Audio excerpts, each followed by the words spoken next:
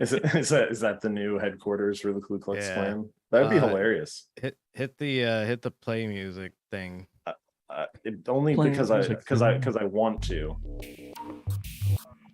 I don't do this because you want me to. Wait, Deebs, are you colorblind? Why are we being told that? It's a dog whistle or a medical condition. Because I was joking about being colorblind when we were talking about. Yeah. So, what episode are we all gonna wear like the Christmas color of like clan outfits on air? I mean, that's what I'm wearing right now. Yeah, you just can't see him because his camera's not working. Yeah, that was definitely a legal made that good happen. intro, guys. Very little interruption, very little talking over the music. Shut up. Nerd. Hello and welcome to the Benzo Rehab Dungeon, episode 109. It is the 16th of September, 2022. I am your host, the one and only Michael Deebs. May have heard of me.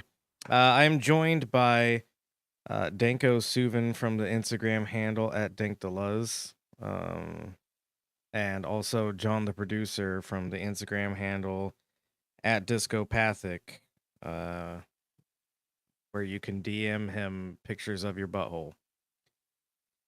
Dude, John, how are you doing, John? I'm great. You know, like I was gonna go on strike from the podcast, but yeah, but then you refused to negotiate with me in good faith. So well, it also like really like hurts my feelings that you would like hire a security team to make sure that I show up to work instead of just give me a second bathroom break. Well, you know, when I thought about it, it was like what would feel better to me is if I always had eyes on you. Yeah, having goons probably like really like inflates, you know, your like sense of like self. I've never felt more powerful knowing that at any moment I could call one of these guys and just tell them to rough you up a bit. Yeah. You know, as a Bataille guy, I prefer it when my eyes are inside of you. Ooh. 3 of the listeners will get that, and Yeah. they'll laugh. You fucking I'm uncultured not even one of them. pigs. Yeah, you fucking idiots. You don't listen to, you don't read violence porn. No. Yeah, no, I was thinking that the CIA was buying those butt scopes that the doctor forces on you. Oh, yeah, have you gotten your jab yet? No, the other one. The CIA one. That's actually why at like 40 you're supposed to get the ass exam done. Yeah. So they just examine the cheeks. They don't even check the prostate or anything. It's just they just fondle you. I was gonna say that it's the doctor just checking to make sure the camera's still working. Oh yeah. Cool. Oh, go ahead. Yeah. How's Dorian? Yeah, I was gonna say we should probably move on from this, but yeah. Danko, how are you today? Well, so I don't manage heat very well, as everyone on this pod probably knows. And it's not that hot. It's warmed up a little bit. It's like in the mid 80s, right? Right. But or maybe, you know, mid to low 80s. But you see, I've been brewing, as you also are aware. And I really want this yeast to get good and energized and hungry. So I have my radiator going because it's more important that my alcohol is happy than I am. Yeah. Because there's hope of one of these two things. So that probably describes more or less how I'm doing. Okay. Well, I'm glad. How are you doing? I'm okay, man. You know, I for work I had to spend the night out of town a couple of nights, which means that I watch TV, because that's the only time I watch TV. Yeah, and TV has gotten progressively worse since the time that you and I went on our trip together, Danko. Damn, Um, that's pretty bad. Wow. yeah, no, like all of the We just watched like South Park. sure, yeah, no, but like the commercials have gotten worse, I've noticed. Everything is like a scam now. Like the AARP is like telling you that they'll give you a loan. Well, they've I done that saw for years, right? well, yeah, I mean they've done it for years, but I don't think they've like actively advertised. Like the advertisement was like, "My husband got sick and died because we couldn't afford to pay for it. I'm glad that the AARP now gives me a loan so that I can be in Bury debt for the him. remaining years of my life." I So think that you're was just pretty. noticing it more because you're old now. Yeah, that's what it is. Because I'm looking for old people insurance now. Yeah. Yeah, at the ripe old age of 34. I'm not gonna make it to Jesus AARP Christ. years. I don't think. Yeah, same. Yeah, Same. I mean the FBI handler's not going to allow it. Yeah, Yeah. they're gonna take me out one day because my Yeah. ideas are too cool. Yeah, no, they'll be able to tell that you've fully formed into a dissident when they Mhm. do the rectal exam at 40. Right. Yeah. What's So another. the magic word they're going to Oh, use to kill Mike? I don't know, man.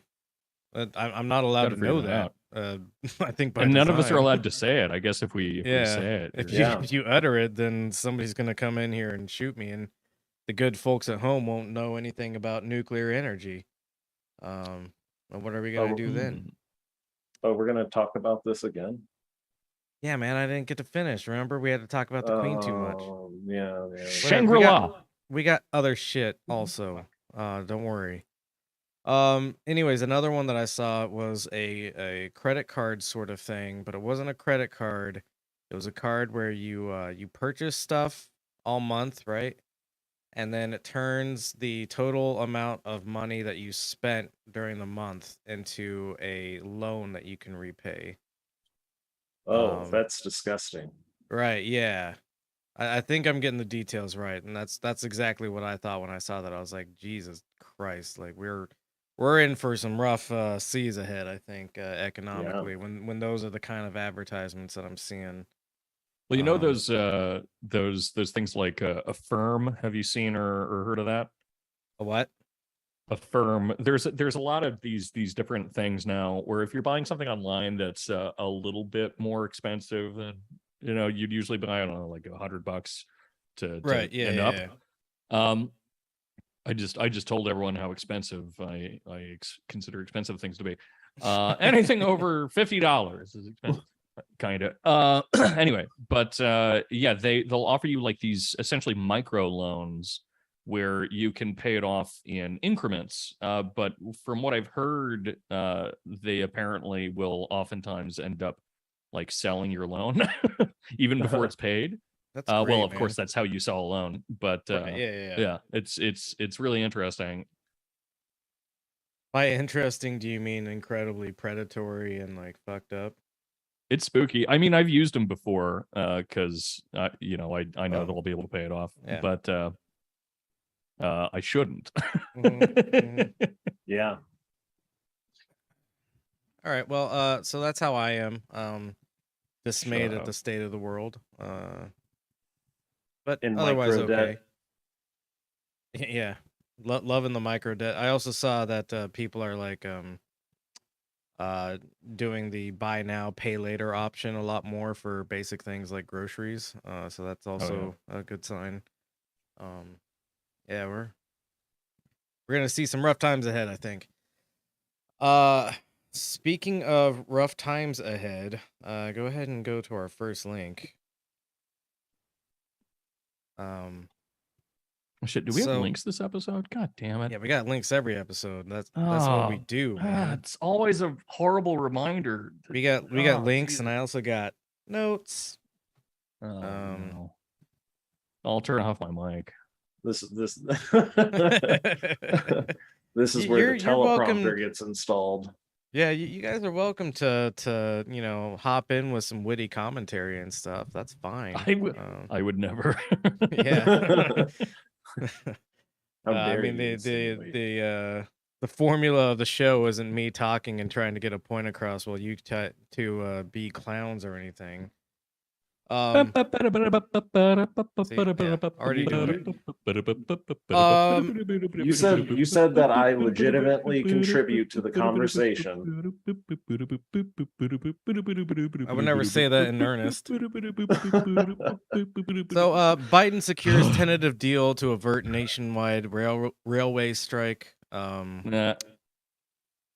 Yeah, Biden is calling it a big win for America, and says dignity of railroad workers has been honored.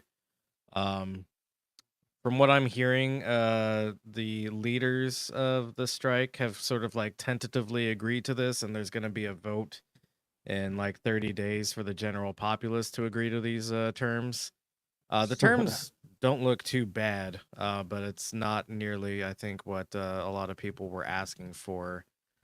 There's like a wage increase, but I think more what people wanted was like more time off options, better working conditions, that sort of thing as well. In addition to, of course, wanting more pay. Everybody always wants to be paid more because everybody's underpaid. But from what I've heard, this tentative agreement probably won't pass once it hits like the actual member vote, the union member vote, because most people don't seem to be very happy with it. And good on them. They should keep threatening to strike until they get what they want, and if they don't get what they want, they should actually strike. And you know, we'll just get to see the economy kind of take a big old tumble for a bit, and that's what worker power is, and they should do that until they get what they want. Hell And yeah. if your Amazon packages are late, suck it the fuck up, because people are advocating for themselves. Your dildo collection is not worth someone being underpaid for their entire Easy. lives. Yeah, Easy. Easy. You could have it said my definitely- Funko Pops. No, my mic was supposed to be off for that. I was trying to jam another one into my rectum. No, easy. Easy. That was a request, not a demand. John, what were you saying? Sorry. Oh, I was just saying that I'm willing to wait up to 3 weeks for my dildos to come in. There you go. John is an ally of the train workers of America. I think it's the United Railway Workers or something like that. Probably should have looked that up. It's I somewhere just in like to here. call them my little Thomases. My little Tom. So yeah, another case of Biden just kind of like trying to put forward the face that he's willing to work with unions, but not actually working with unions. Yeah. I really like the headline of this though. If you can scroll up, John. Oh, Just the U.S. President Joe Biden calls agreement a big win for America and says dignity of railroad workers has been honored. Yeah. Because the first thing I think about when I think of Joe Biden is dignity. Absolutely. Yeah.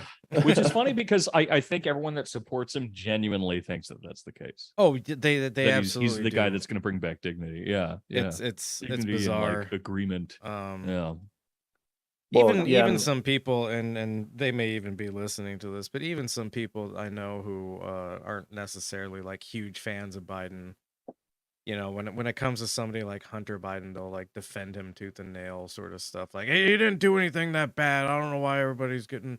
I mean, And I'm yeah, going to the defend him because that half of the shit he did is just It's kind of just funny. rules, Yeah. and half It's of it just is funny. awful. Yeah. But yeah, I mean, yeah, I get on that point, but you know, defending that like, oh no, he didn't have any shady dealings in Burisma sort of stuff, and it's like, oh man, you should maybe read his book, because I was on the fence and then I read his book and now I'm like convinced that Hunter Biden has done some really bad stuff with corruption in Ukraine and whatnot.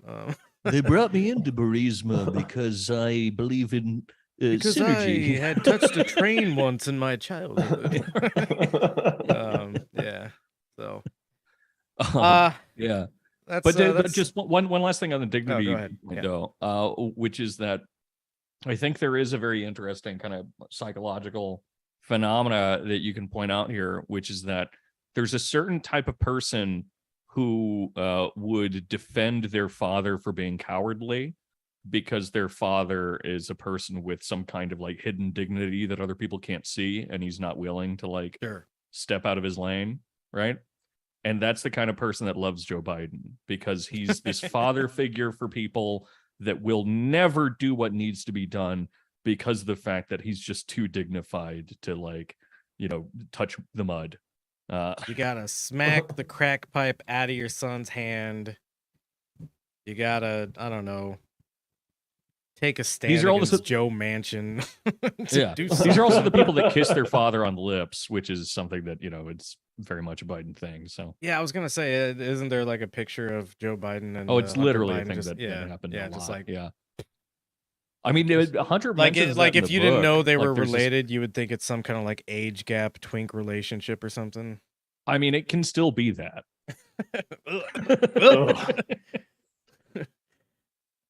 Yeah. Speaking of pedophiles, go ahead and go to the next link, John. Yay. The Advertisements. Guardian is a pedophile. No. I don't think the Queen was a pedophile, but she definitely defended at least 1.5 pedophiles. So, we'll use that as a segue into this one. Hospital appointments and funerals canceled for Queen's funeral. Fuck we that. talked. Yeah, we talked last week about how like the Queen's death was going to be used to kind of like basically fuck with the common people of the United Kingdom. And here it is. I think last week I was saying something like, events are going to be canceled. There's going to be like, mild sort of effects of this, of like people just trying to enjoy their everyday lives are going to be interrupted. But I feel like this is a bit more serious than what I thought was going to happen. When Yeah, I like- mean, weren't there like arrests for people playing football yeah, like yeah, that weekend or something? right. Something along those lines. Yeah, like Fucking rules. people are getting in trouble because they're not properly mourning the Queen. Who has never done anything in their fucking lives except for like be their assumed grandma figure. So She also if gave money to I- pedophiles. Yeah, she also gave money to pedophiles and protected them. Go ahead, John. if I was the Queen, I wouldn't give money to pedophiles, but then maybe on my like queenly like death funeral day or whatever. That's all you like- give money to. Yeah, no, like all, instead of hospital appointments canceled, like your hospital appointments free. That brain surgery you need it's free. And then that's why you're the not funerals. Okay, hear me But out. Hear me see, out. Maybe but there's a people maybe would there's a love happy me. medium. Oh, go on. Sorry. Yeah, let Yes, John because finish. there's one more thing, and all the funerals would be free too, if a piece of my queenly body is buried with them, Wow, that's and that's then cool. I become It's the like a phylactery. literal like royal we, yeah. as I haunt the earth. Okay, Well, that's so cool, democracies are about compromise, right? Yeah. Even if they're monarchies too. But how about what we do instead? And I love your idea and everything. But what if instead of not giving money to pedophiles and then making hospitals visits and funerals free, what if you don't give money to pedophiles and then the moment you die, you release thousands of clones of Jimmy Savile? Because everyone loves that guy. Everyone loves that guy. He's She so hasn't followed the news in a magnanimous. couple decades, but yeah, he's a wonderful dude. He has those stogies, like that's Yeah. very charming. A wonderful dude is all that I know about Jimmy Savile. Yeah, that Northern English accent and the jewelry. I do like the idea of like a the terrible tracksuits. national I mean, how can you not like that guy? secret being like released every time a monarch dies. Yeah, that'd be great. Yeah, like our And the our secret is that fucking you terrible cloned Jimmy This Savile is actually 1,000 times. actually so Horrific. this is a fact, but it's pretty unknown for like obvious reasons. But it's a similar rule that they have over there, where whenever a monarch dies, every person who is that age or older is then killed in their sleep. But it hasn't been enacted in quite a few years because all of the monarchs end up living to 3,000 years. Yeah. Oh yeah. So is that why only old people care about the queen's death? That must be. I mean, wanna everyone be in Britain big. is an old person. I don't care what age you are. So. they're all either like street urchins. They're like 8 years old and have knives, or they're like 85 years old. Little kid walking around on crutches, sort of stuff. There's like nothing but tracksuits and tweed in the UK. Some good stuff though. So anyways, yeah, thousands of theaters, museums, retailers, and even food banks will I like how food banks is like the last one that they mention. And even food banks will be closed on Monday for the I mean, talk about a Monday, am I right? Get your live updates. Yeah. What is this? Got a real case of the Mondays. Couldn't eat any food, and then they wouldn't save me from the stabbing. Right. Where are they? I believe that's in Wales. Everything in What? Wales is spelled horrible. How do you pronounce that? That's what I'm saying. Yeespiti? I could be wrong, but Baitai? my intuition is that's somewhere in Wales. Yeah. It could be Brenhinol.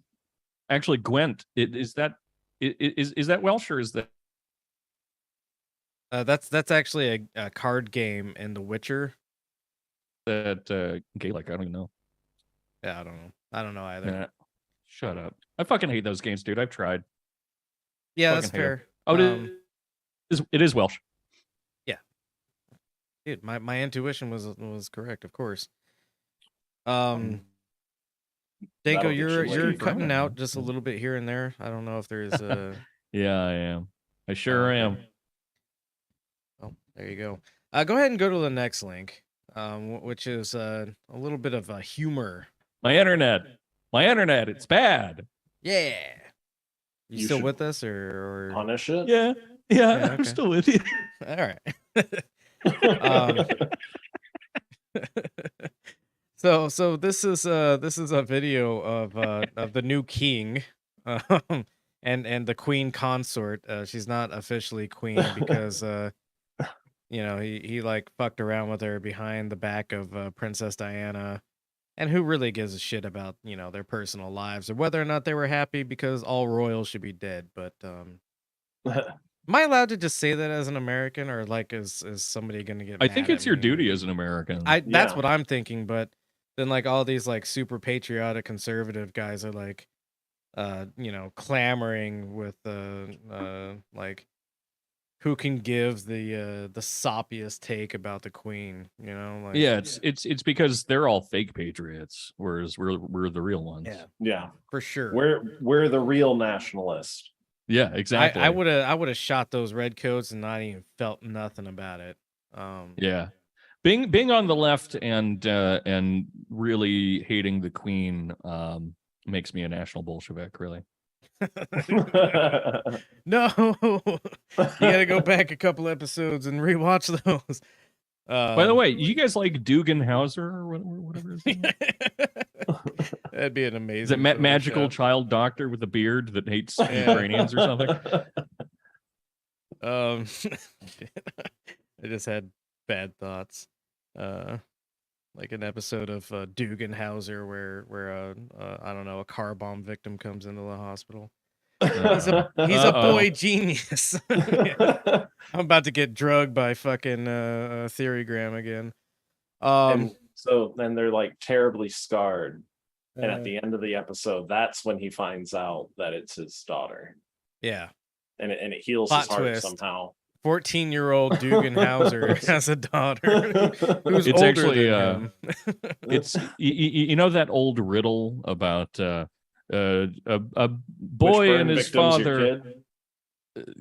Almost. A boy and his father get into a car accident. The father dies. And when the child goes into the hospital, the doctor looks at him and says, I can't do surgery on him. He's my son. and it's supposed to be this like weird sexism thing because you're supposed to assume that, you know, the surgeon's a man. And you're like, what do you mean? I But didn't, it was a I lady didn't get the it whole until you time. explained it to me. But it's just a version of that in narrative, where car bomb goes off, victim gets brought in, Dugenhauser ends up helping out this victim the whole time, and then you find out at the end that the doctor was Russian. Shit. Back to this clip though. This is the new king. And he's doing something called writing words on paper. And he has some issues with a task that some would think is basic, but is actually very complicated when you've spent your entire life as a royal family member. Please play the clip. I just had is it September the 12th? 13th, sir. Oh God, I'm the wrong date. Oh my gosh. 13. Yes, sir. You saw the 12th earlier. Where did I go to 12th? I saw the 10th. Oh God, I hate this. Oh look, it's going everywhere. Hang on. Has anybody got trouble? Everybody rush. Yeah. Uh-oh, they're having trouble with a pen. And then I guess he's King Charles. Well, so and again, like not to get like overly like veteran sappy, but it is just like really weird that like that young guy who's like wiping off the king's hand, like probably got that position for like getting like shot in Afghanistan or something. Yeah, right, yeah. And now you get to like wipe an old man's ass. I mean, it's possible that he's just used to wiping things off of his elders' hands from English boarding school. So Weird and for gross. the listener, the scene that played out was Prince/King Charles is trying to write something down. He has to ask what the date is, and then somebody tells him it's the 13th, and he's like, oh brother. And then Camilla says, oh, you wrote down the 12th earlier, and he's like, oh brother. And then he has trouble with his little pen, it starts leaking or something, and then he starts throwing a little fit, and then he kind of storms off after handing the pen to Camilla. And Camilla's having a stroke now. Yeah, Camilla has trouble even dealing with the pen. She's like, oh, it's getting everywhere, isn't it? Yeah, and well, so like half her face is drooping. Yeah. And then like a guy has to like walk up and wipe the pen off, and then she pulls out her own pen and like I guess finishes the paperwork for him, because he can't handle the paperwork as the king of a nation. And then it ends with Camilla's face agape as she tries to write down words on paper. So welcome to the new head of the royal family. Good luck over there, everybody. To be fair, though, like the nice thing about King Charles, and I'm partially taking this from a take that Sam Chris had, who's a phenomenal writer, and everyone should check I keep meaning to him keep up and with his his blog. work, but yeah, go ahead. Yeah, he's awesome. But that Prince Charles, or I guess King Charles. No, this is weird. That he actually rules a little bit just because of the fact that he is like a curmudgeon that has never enjoyed or wanted any of this shit. And that when he was dealing with this pen and he's talking about, I fucking hate this, he was not in fact talking about the pen. Yeah, sure. I mean, it sucks that anyone is in that place Right. of power, but at least maybe he'll be funny. just the general sense of entitlement, I guess, is the problem. Nobody should feel that free to just have a little fucking temper tantrum at that age, you know? That's my I don't take. know. on it. I still have them, but I'm still in my pupa stage versus Prince Charles. It also makes me think that Queen Elizabeth was beating him from till the day she died. Not because Yeah. he's a pedophile, but just because like she's disappointed with how much more butch she is than her own son. I prefer a monarch that's just gonna like stamp his feet and shit. I mean, I prefer no monarch, but I think that the entitled pants pissy bullshit is probably actually better than someone that just kind of like smiles and waves and everyone loves them. Yeah, I mean, I feel like Yeah. that's almost like an accelerationist point of view, where Yes, it's like, yeah, I am a monarch accelerationist. What, like, lessens the legitimacy of the royal seat when like the king just like can't even like fucking manage his own little baby emotions, right? Yeah, People are and gonna get tired of it seeing lessens, that. right. Right. It lessens the legitimacy by making it more real, right? Well, so for sure, it, yeah. it which is a funny kind of paradox, and I enjoy it. Well, and I also I really enjoyed how like all the like nursing home, royal nursing home orderlies, like how they gave it away too. Like they're Yeah. all they're all standing in the background, like, you know, like looking serious, but like literally like there one is there to hold the handkerchief and probably like wipe the dribble from his mouth, and like the other one is to like there to remind him like what the like what year it is. Yeah.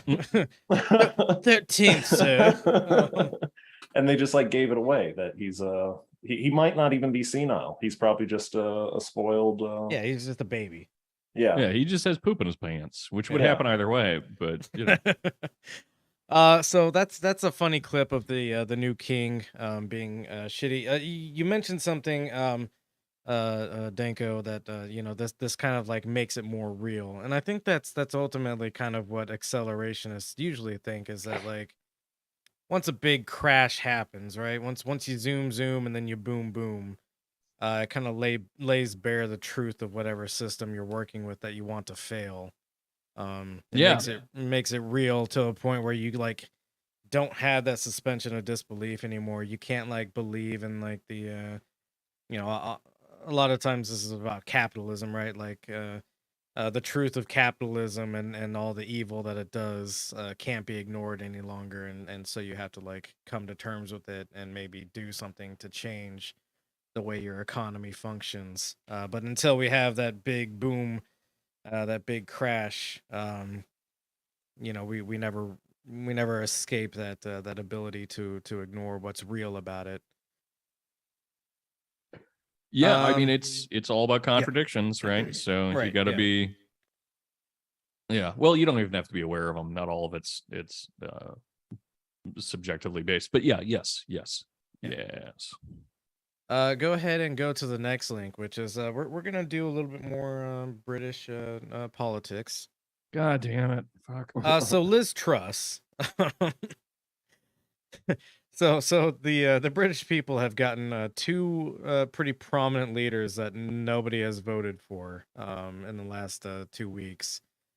Liz Truss became the prime minister right before the Queen died, and I mentioned that she's like a pretty awful person herself. We'll get into that in a second, but it's And worth she's not even noting funny.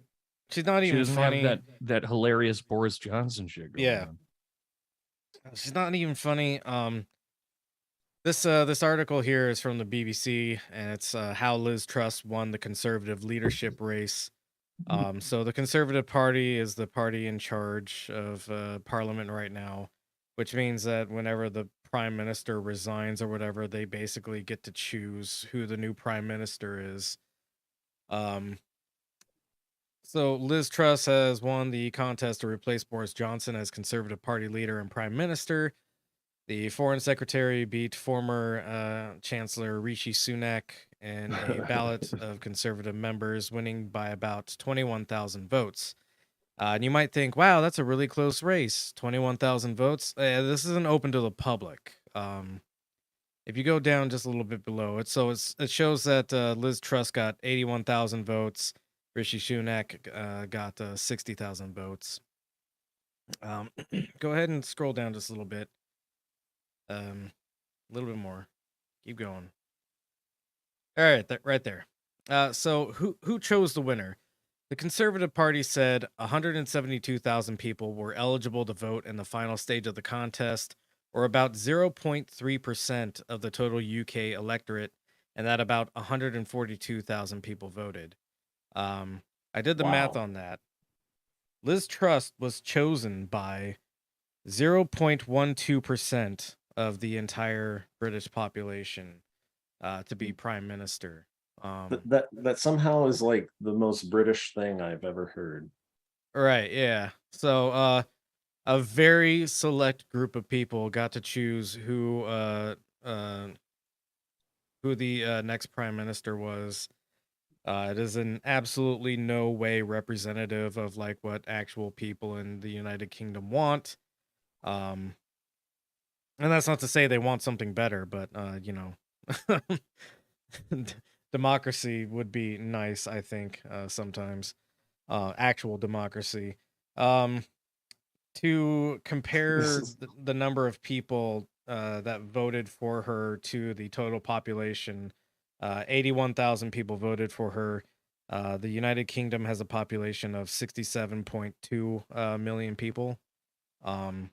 So a very small fraction of people voted for her. Those are rough numbers. So the if you do the math based on the numbers that I just gave, the 0.12% will be a little bit off. But anyways, that's not It's really like a democracy play yeah. or democracy performative art. or we something watch like people that. vote, and that's democracy enough for me. Ballots were cast.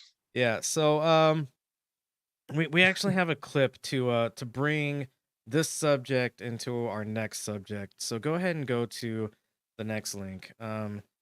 There's wow. this charming British fellow who is about to ask her a question. Make sure you're started at the very beginning. I see you got a little bit of runtime there.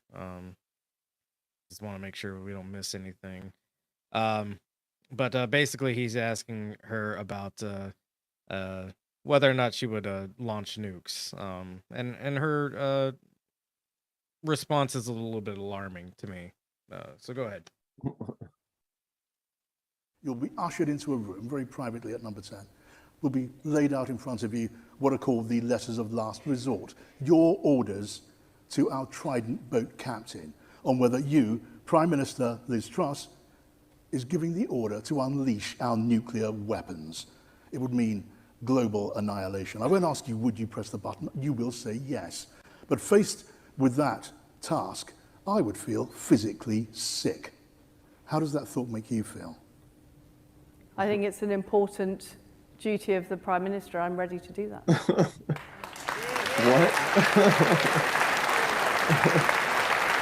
So yeah, you can go ahead and pause it there. No, just imagine. Just Seems like- imagine. You're like- drowning my son in the tub. You're drowning him, and his eyes look up and glaze over at you as he finally burbles out his last breath.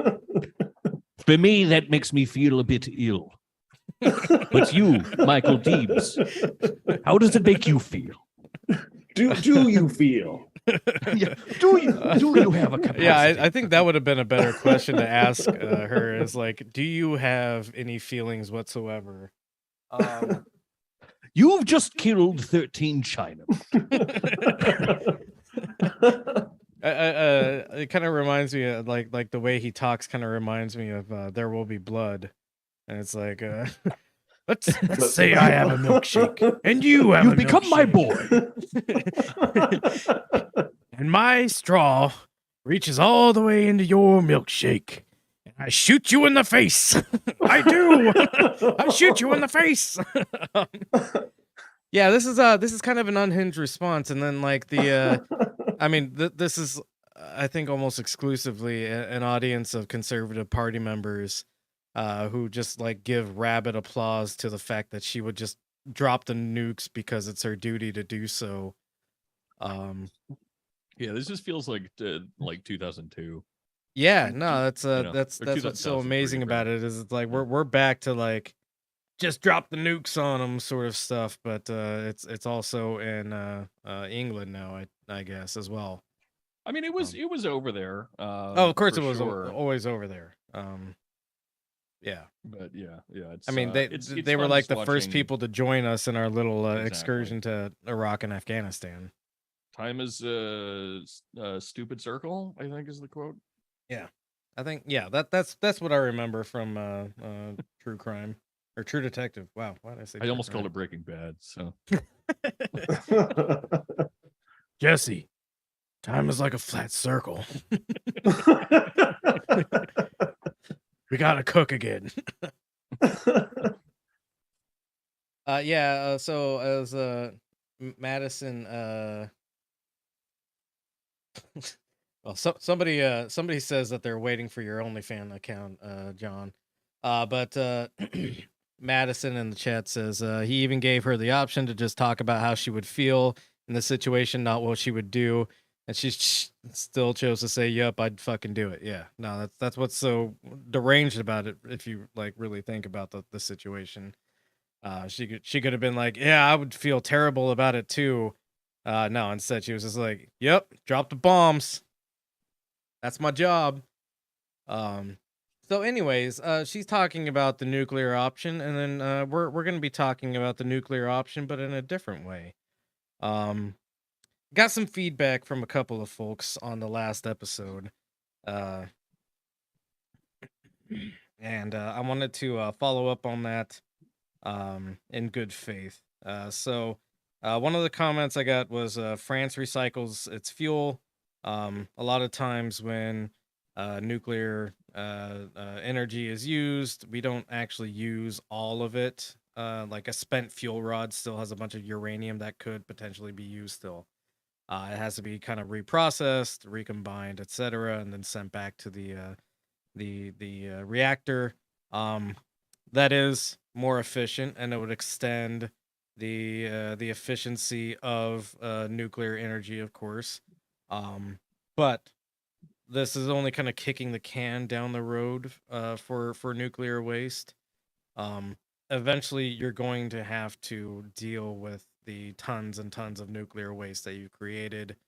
As we talked about earlier or last episode, nuclear waste doesn't really go away on any timeline that is convenient to human beings.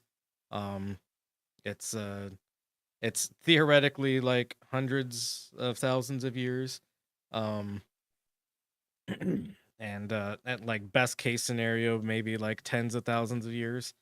Um, so yeah, I mean, reusing nuclear fuel would be a good idea in the interim, of course. But like I said, it's only kicking the can down the road as far as nuclear waste is concerned. France also is dealing with the issue of, all right, we've recycled some of our nuclear fuel enough that now we need to find an actual storage facility for it. We can't just keep recycling this stuff because there's like kind of nothing left in a lot of the stuff we're using. And so now they're having to look into the same underground storage facilities that a place like Finland has to do with the Onkalos storage facility, or America has had to do with the Yucca Mountain storage facility that is no longer able to be used because they're not sure if it's like structurally sound enough to keep storing nuclear fuel in. So yeah, it's good that France recycles their fuel so that they have more efficiency with it, but that again, not a Yeah. long-term solution past a couple of decades. Like who does the maintenance on these nuclear facilities, you know? Well, that's something we'll get into later, is that yeah, you can reprocess nuclear fuel, but that doesn't mean that your nuclear reactor is still in serviceable condition, right? These things Yeah, actually have well- kind of short lifespans, as we'll see later. Yeah, well, sure, like doing like a decontamination like routinely of like equipment versus the facility where they store the nuclear waste. Oh yeah, no, yeah, Yeah. that's and that's part Like of the problem who would actually go in there? some people do apparently, but yeah, I mean a lot of these facilities, the general idea is that you just it's like a catacomb sort of situation where you just like dump the bodies in there, you seal them up, and you never have to think about them again. until like I don't. a 500-year flood brings all the bones back to the surface. Sure. Yeah. Exactly. Pretty much exactly that same. Except for like instead of bones, it's spent nuclear fuel rods that begin melting the children's face off. I mean, I do want to express that I'm actually pretty agnostic about nuclear energy as an option. And I would be really curious, maybe after you go over these responses, or maybe it's included in them, what your what would you rather us use? Well, like I'm not a I'm not a nuclear power skeptic. Like I don't think that it's possible, but personally I don't think that like the people that are in charge are responsible enough to actually deal with it. Oh, true. I mean, they're not responsible enough to deal with like hydrocarbons either. Yeah, no. I mean, and that's you look at any major waterway. I will go into alternatives, and I will discuss why alternatives are feasible. Also, you know, I don't think we can say any one method of producing energy should be a hard no or a hard yes. There's applications for all of them, and we need to consider all the applications. But Except for probably tar sands. That's the one I'm going to say hard no to generally. I'm not even opposed to some forms of natural gas still being used. It's just we need to change a lot of the ways that we use electricity in the first place. And then the second thing we need to do is we need to stop treating energy solutions as kind of like a one size fits all sort of situation. Or as you can't capital do enterprises. Yeah, and the other thing is going to be I'm gonna talk about microgrids, decentralizing energy in the first place, so you don't get the power losses that you get out of centralized grid systems. So we'll cover alternatives and also the reliability of the alternatives and how these alternatives maybe could be implemented better, and how we can still rely on some of the more dirty fuel sources. A good example would be a place like Alaska. You can't do solar up in Alaska because half of the year, Alaska lives in like 22 hours of darkness, right? So you can't do solar up there because you don't have a period of time. I mean, during the summer years or summer months. I mean, that's where we're headed. We're headed for the summer. Yeah, we are headed to eternal summer, but it's still going to be dark in Alaska. Is the problem? I trust the engineers to install a mini nuclear power plant in the Millennium Tower. It's tilting and it's hot. It's also probably worth at pointing night. out that that even wind power, solar, things like that, all these different alternatives are still ultimately relying on forms of energy production that are more efficient, both economically and just in terms of pure output.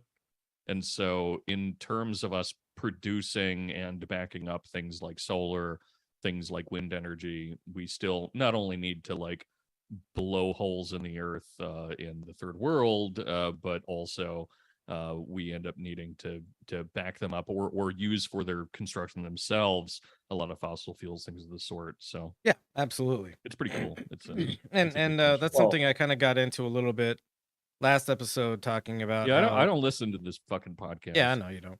But we can't call any energy source clean technically. You're using something. That's the nature of energy. Yeah, you're even if what you're using as an energy source is a campfire, you're still putting some CO2 into the atmosphere, right? You can cook with it. You can do a lot of things that you would normally do with electricity with a campfire. You're still burning something. You're still, putting that CO2 into the atmosphere. That's a pretty. Might call burning wood a pretty dirty fuel. Right? Yeah. No. It absolutely is. Yeah. It's actually like less efficient than charcoal. Yeah. but yeah, no, the goal here is to not say we should get rid of every, or we should, say no, we're never going to do nuclear energy ever. But a lot of people treat it as like a solution to the energy problem, and it's not, for a lot of reasons. And a lot of current implementations of nuclear energy have some problems. Yeah, Namely, it like being attached to water systems that are completely integral to like people's drinking water and stuff like that. And I'll go into why that's an issue after John says what he needs to say. uh yeah, well, and like even I don't know if we're gonna go into it. I was joking about putting a miniature nuclear power plant in a skyscraper, but that's actually like a design plan of that engineers have. But nuclear facilities always require a like giant pit underneath the ground. And they can't even build new skyscrapers, let alone put a giant nuclear fucking trash bin pit or oh shit pit fucking underneath the skyscraper. Yeah, I mean, they're or whatever or the facility it's going to be in. and we'll go into a little bit of like why we should be really careful about why or what applications we use nuclear energy in, because there are a ton of dangers associated with them. Um, you know, a lot of power plant failures, let's say, like if you have a natural gas power plant and it fails, the worst thing that happens is it probably burns down, right? Hopefully it doesn't like start a wildfire or anything like that, but you can recover from a wildfire. It takes, think about how long Chernobyl has been in an exclusion zone, and the children around there keep being born with like horrible defects from the radiation. Have you seen some of the tumors on people? I have. We don't the need to look that up, but like like where they have a whole other person attached to them. yeah, no, it's Look that up, it's, Jamie. Look that up, Jamie. yeah. Don't look that up. John is not our Jamie. All right, he's a different thing. Yeah, I definitely don't look up Chernobyl tumors. All right. Well, we're looking up Chernobyl tumors. If I can spell Chernobyl, sure. Well, you're doing pretty good so far. Uh-huh, It's well, autofilling is. for you. Well, now you gotta figure out how to spell tumors. It's actually Oh two my O's. It's not a tumors. Images. Fuck yeah. Oh Damn, wow, that is not a baby. This is Yeah. horrific. So this is the effects of what happens when nuclear energy fails. We're seeing a lot of graphic imagery, trigger warning, etc. That doesn't happen when natural gas fails. It doesn't happen when solar fails or anything like that.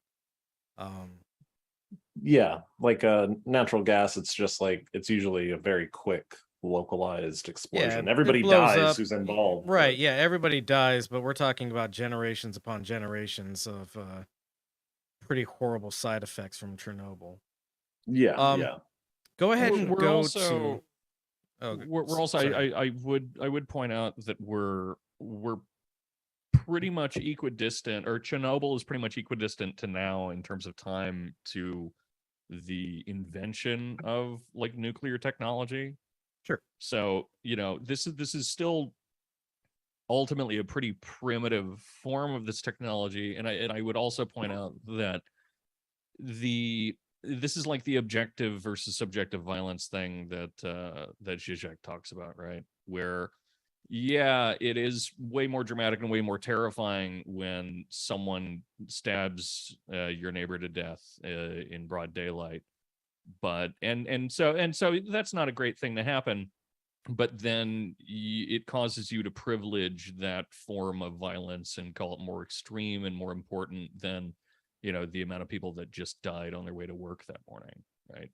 And certainly the amount of people that are like dying from cancers and things like that just through the ambient pollution caused by things like fossil fuels being burned that could otherwise be not there. I would say kind of brings some of that into question, right?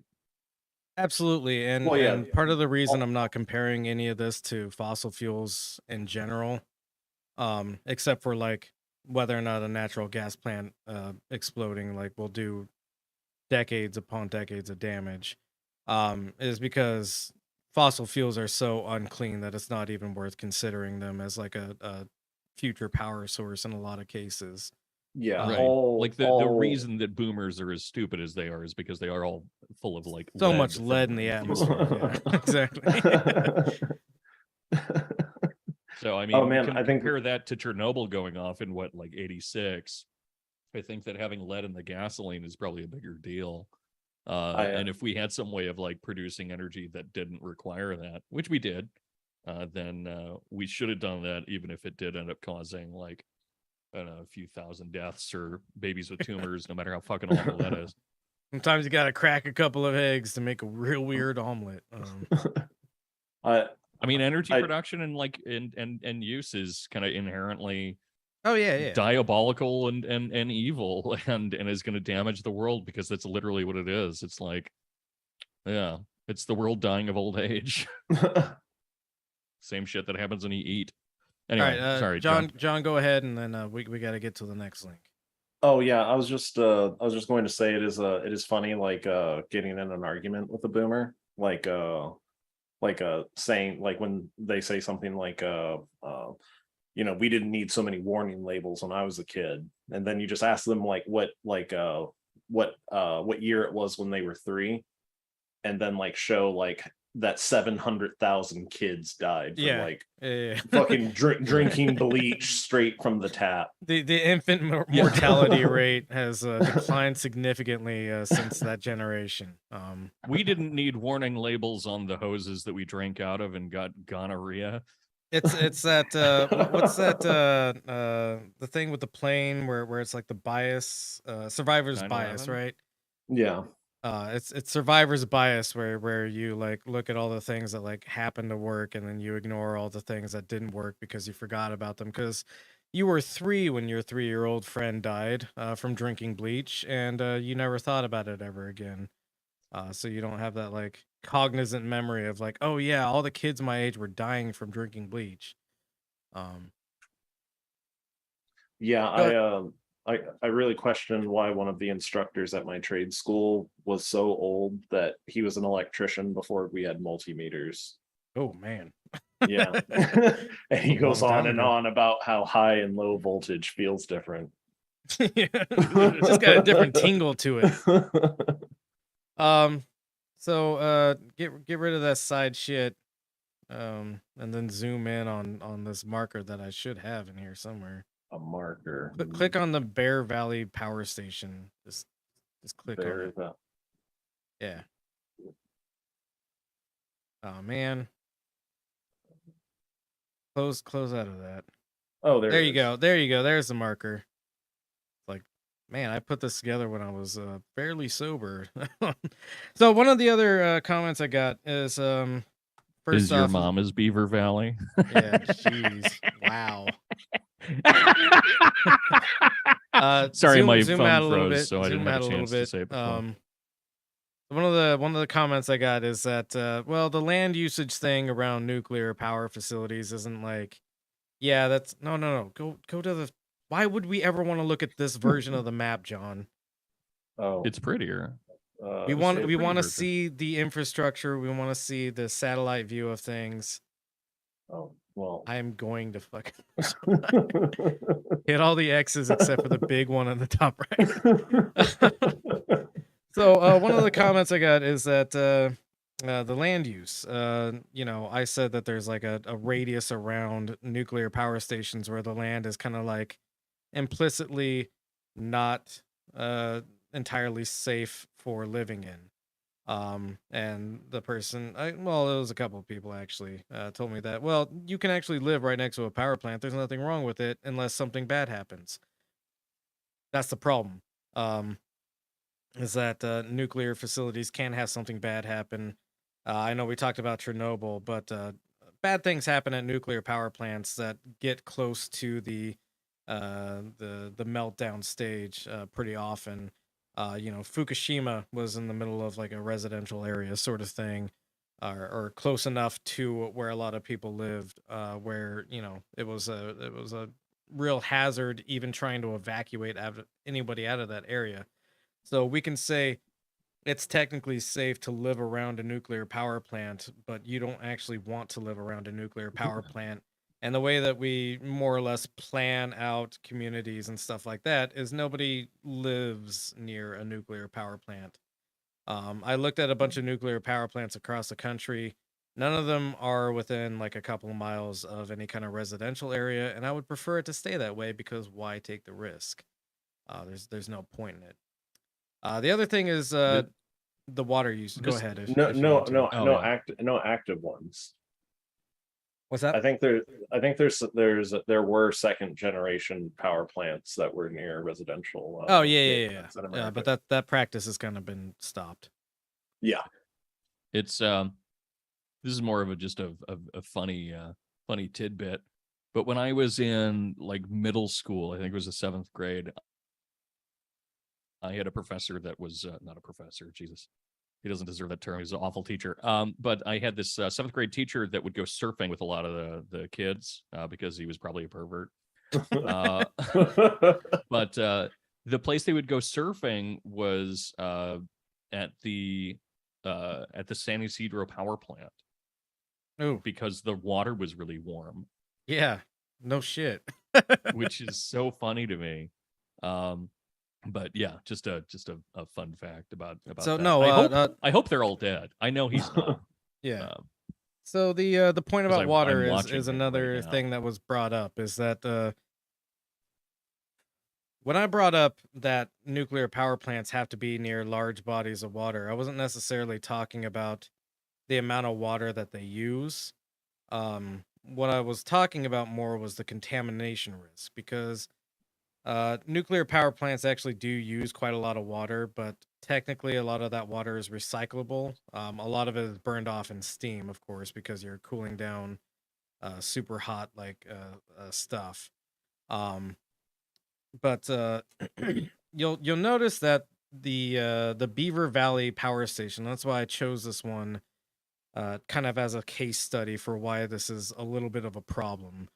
The Beaver Valley Power Station is right next to something called the Ohio River. John, if you could go to the next link.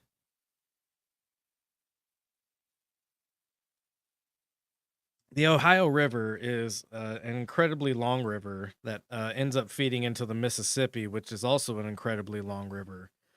So the Ohio River and its watershed. The Ohio River is 981 miles long, starting at the confluence of the Allegheny and the Monongahela rivers in Pittsburgh, Pennsylvania, and ending in Cairo, Illinois, where it flows into the Mississippi River. The Ohio River flows through or borders 6 states: Illinois, Indiana, Kentucky, Ohio, Pennsylvania, and West Virginia. In addition, water from parts of New York, Virginia, North Carolina, Tennessee, blah, blah, blah, all drain into tributaries that empty into the Ohio. The Ohio River is the source of drinking water for more than 5 million people. More than 25 million people, almost 10% of the U.S. population, live in the Ohio River Basin. There are 20 dams. The dam stuff's not really important. But basically, this is a major water source for a large group of people. It is a huge river, and it has a nuclear power plant that uses the river as a source of its cooling water. And you might think, well, it's just cooling water. What's the big deal with that? Go ahead and go to the next link.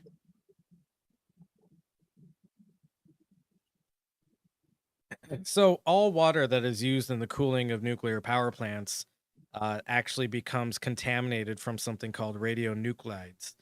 Radionuclides are like shoot, I forget what they're like, super positively charged atoms or something like that, that basically need to be cleaned out of the water before you can return the water back to wherever you got it from. It's recognized as like a pretty high cancer risk if you like come into contact with this kind of water. So there's a couple of filtration systems that are used to filter the water back into acceptable levels after it's used for cooling water in a nuclear power plant.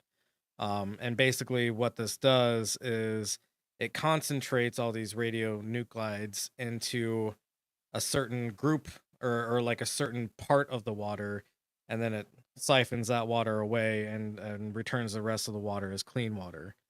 Um, that's all well and good, but then we also have to rely on these filter systems always working. Another thing that, was kind of brought up a little bit earlier, but we didn't go too far into, a lot of nuclear power stations are owned by for-profit companies. They're privately owned. And if we know anything about for-profit companies, private ownership of utilities, is they're always looking to expand their profit margin. That's why we have things like Pacific Gas and Electric constantly burning down the northern part of California.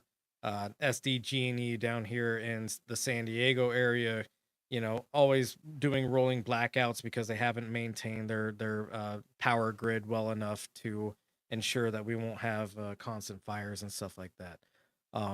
So yeah, technically the water is recyclable, but we're putting our trust in the hands of companies who have every motive to, you know, do whatever they can to cut corners. Yeah. And there's been a couple of instances where the corners have been cut so bad that power plants have had to be shut down because they were contaminating water actively. Let's see. Make sure I don't have anything left on this. Oh yeah, I was trying to find some solid information, some solid reporting on like whether or not nuclear power plants had staffing issues. There's a couple of older articles from like 20 or 30 years ago that were talking about understaffing issues at nuclear power plants, but one of the problems of the war that's going on in Ukraine right now is if you type in nuclear power plant into Google search, like 90% of the articles are about nuclear power plants that are under threat from the war going on there, which also kind of goes back into the fragility of these systems and relying on them. We also, we're betting on whether or not like our society is going to be stable enough to maintain these things in the long term. A lot of I think there's the concept of American exceptionalism that makes us believe that the U.S. is always going to be like a safe place, and we're always going to have enough nuclear scientists, enough workers in the nuclear power field to maintain these things properly. But really, if anything goes haywire, like not only do we have whatever problem causes things to go haywire, we also now have a bunch of nuclear power plants that are becoming more and more unstable because they're being improperly manned, improperly managed, whatever, right? Yeah.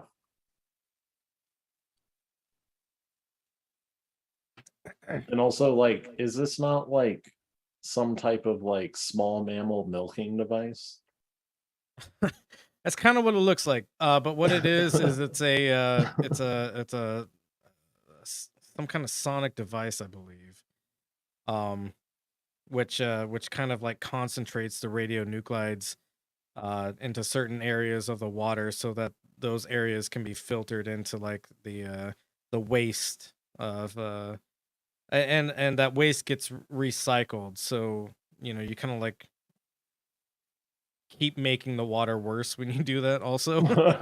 It's the opposite of homeopathy. Yeah. So yeah, the fact that these filters exist kind of again contradicts the notion that nuclear power is inherently clean.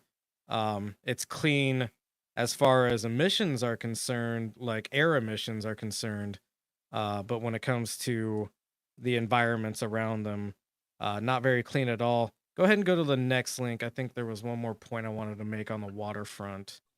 So I fact checked this across a couple of different sources. If you could zoom in on that highlighted portion, John.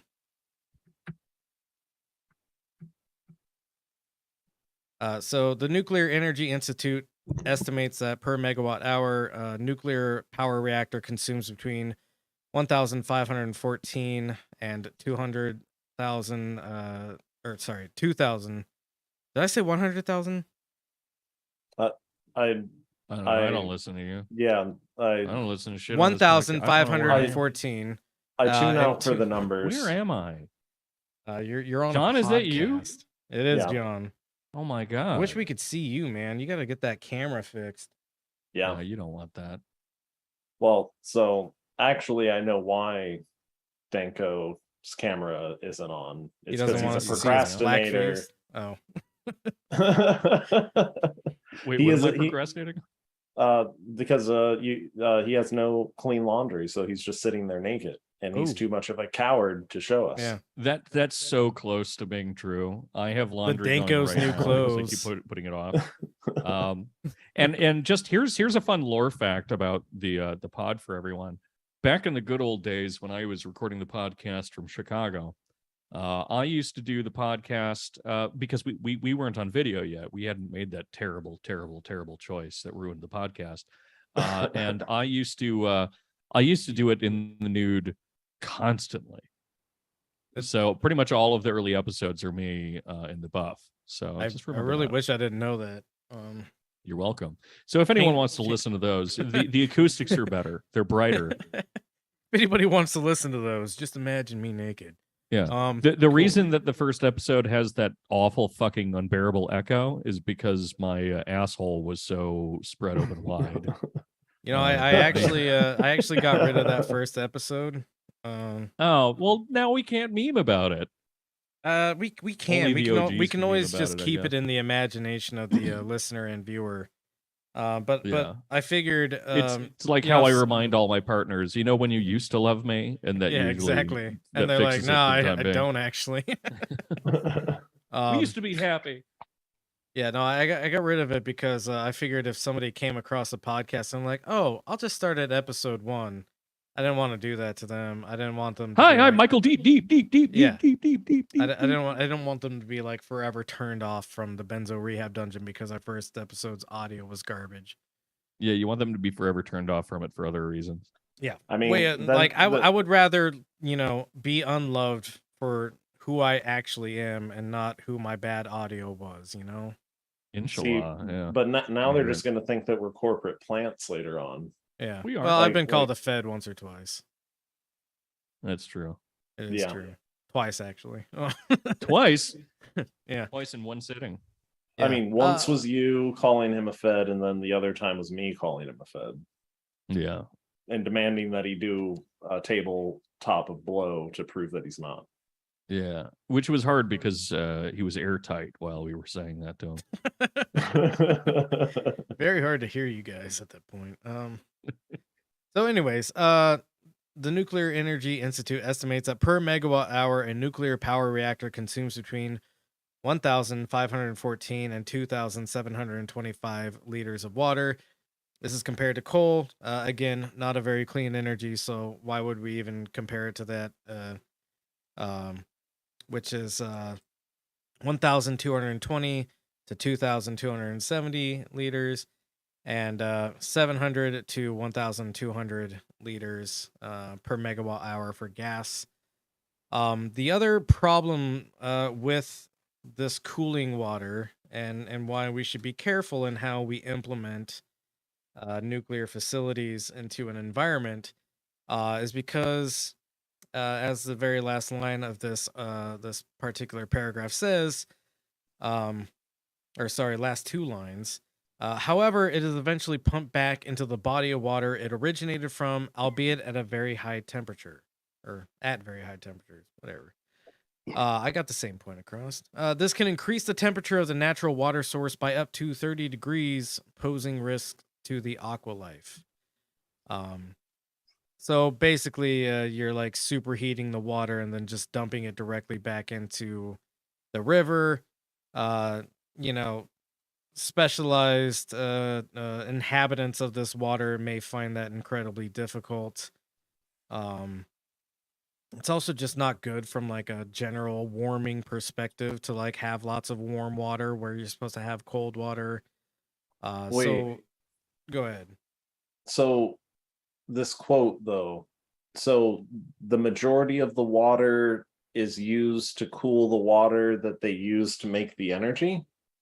More water is needed to cool the steam back into water. Yeah, right, because you have to condense it, right? So you have a bunch of steam So from it's not the efficient then. It's not actually efficient. no, it's not actually water efficient.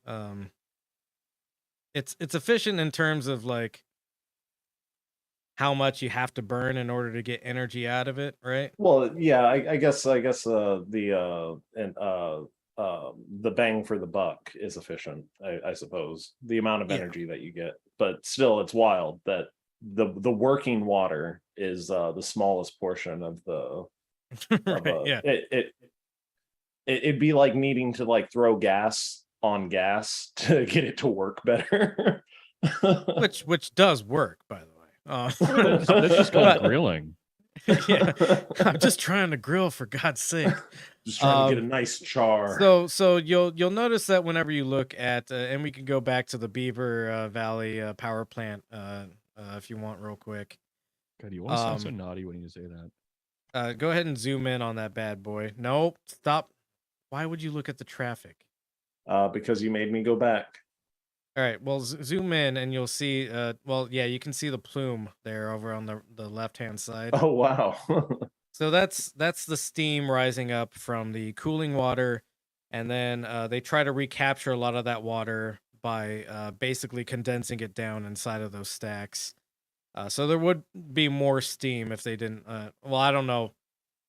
I actually have to say, I don't know the specifics about how this cooling system is set up.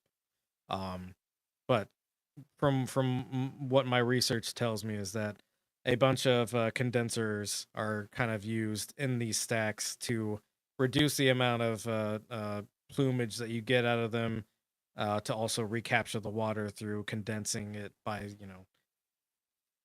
change of state cooling factors, right? I'm imagining a bunch of birds in there. Yeah, like was releasing their plumage. Was Chernobyl just like super like foggy all the time? I have no idea. I wasn't born at the right time or place to know that answer. No, because I feel like we've never seen it operating. Well, yeah, I mean, Damn. it blew up before any of us were born. So. great detective work there, John. All right, check the traffic around Chernobyl right now. Oh yeah, that's a good. All right, go. Yeah, you can actually look up. You can look up Chernobyl in Google Maps. I did it earlier. Let's see here. Oh, Chernobyl. Damn! Look at all those sick babies. A lot of sick babies. Sick babies. Chernobyl Mexicano. There you go. Nuclear power plant. Yeah, that rules. There you go. That's the one we're looking for. Check out that picture for the power plant. It's bizarre. That's from the HBO series. That's got to be from the HBO series. Wow, it's very gray. Well, he hasn't hit the traffic button yet, so yeah. Oh yeah, I forgot the traffic. Let's see the traffic. Let's see the fucking traffic. It's closed. Why is it closed? Oh, you think it'd be open? That's where the observation platform is. It doesn't appear that there's very much traffic around there. Huh. Well, I mean that's probably good. That's my greatest defense of nuclear power is that it diminishes traffic. Yeah, look, there's it's no reading traffic. the traffic. It's just saying not very much traffic around here. Cool. Well, I'm glad we got on that. Yeah, same. So let's go. Yeah. Accident categories of nuclear power plants. Again, why we should be very cautious in how we implement nuclear power plants is because, yeah, they do a lot of really good, consistent power generation. They're also, like like we pointed out, not very clean and relying on a bunch of filtration systems in order to not contaminate the water for millions of people who rely on this water source for drinking water.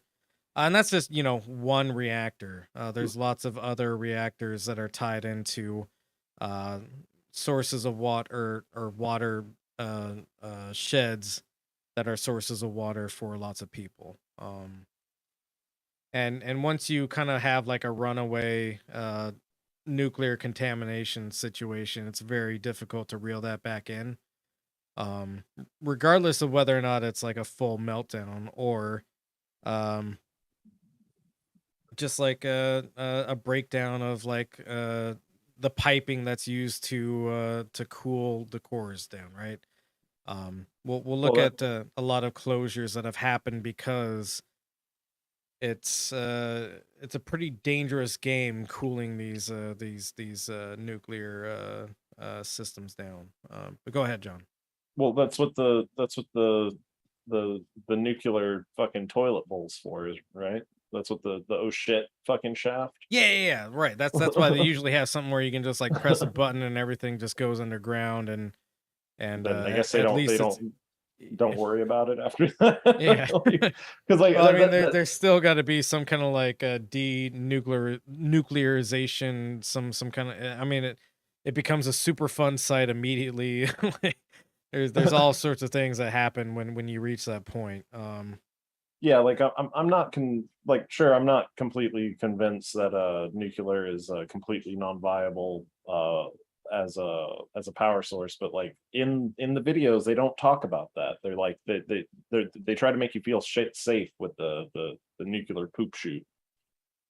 Yeah, but what do you do with it after? You pray that like there's never a seismic event there ever. You hope that the groundwater like isn't fucked for like the next couple of generations. Yeah, like, or that there's going to be like a profession that deals with it in the future. Oh, there are professions that deal with it now. They're just not used very often. Just imagine the size of the market we could produce. Yeah. We could make a whole new market out of nuclear failure. Oh my god. Hey, all we need is scuba classes, and we could be diving for nuclear rods. There you Hell go. Yeah, dude. That's my new jobs program. Is we you gotta dive in with like giant fucking lead lined mitts though. No, they don't give those to you. It's all part of the all right. general breakage, as they call it. Yeah.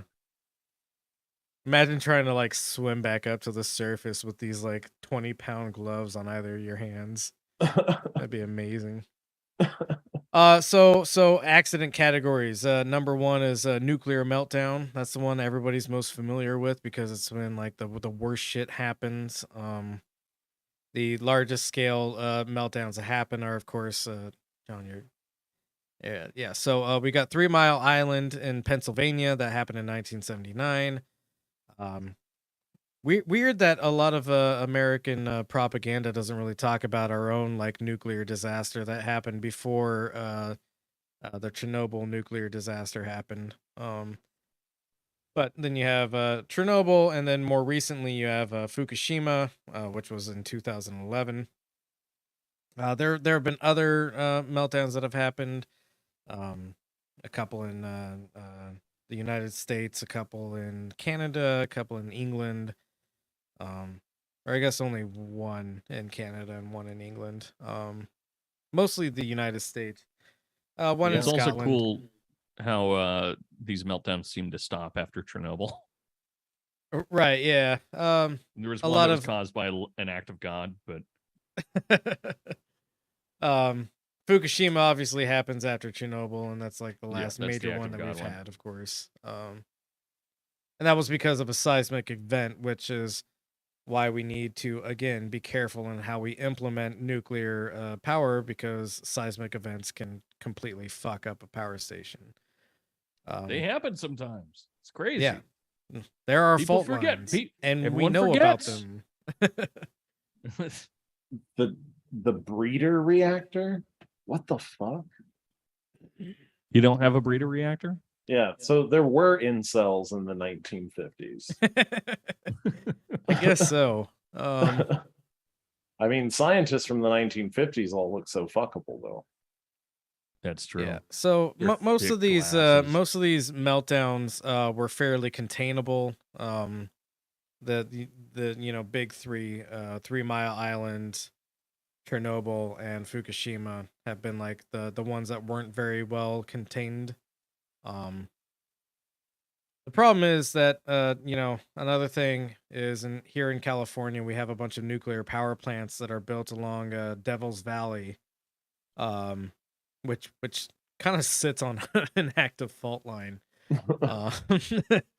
So that sucks, and it's probably a bad idea when you have a region that sees nothing but sunlight like throughout the entire year, to rely on nuclear energy when there are some alternatives that work really well when you have lots of sunlight. We'll talk about a little bit about that later. But the next kind is a criticality accident.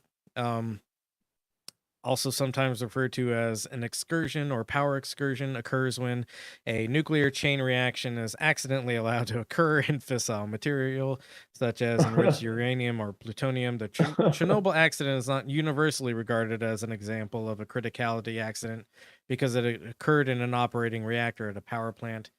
But basically, a criticality accident is like a soft nuclear bomb going off, from what I understand.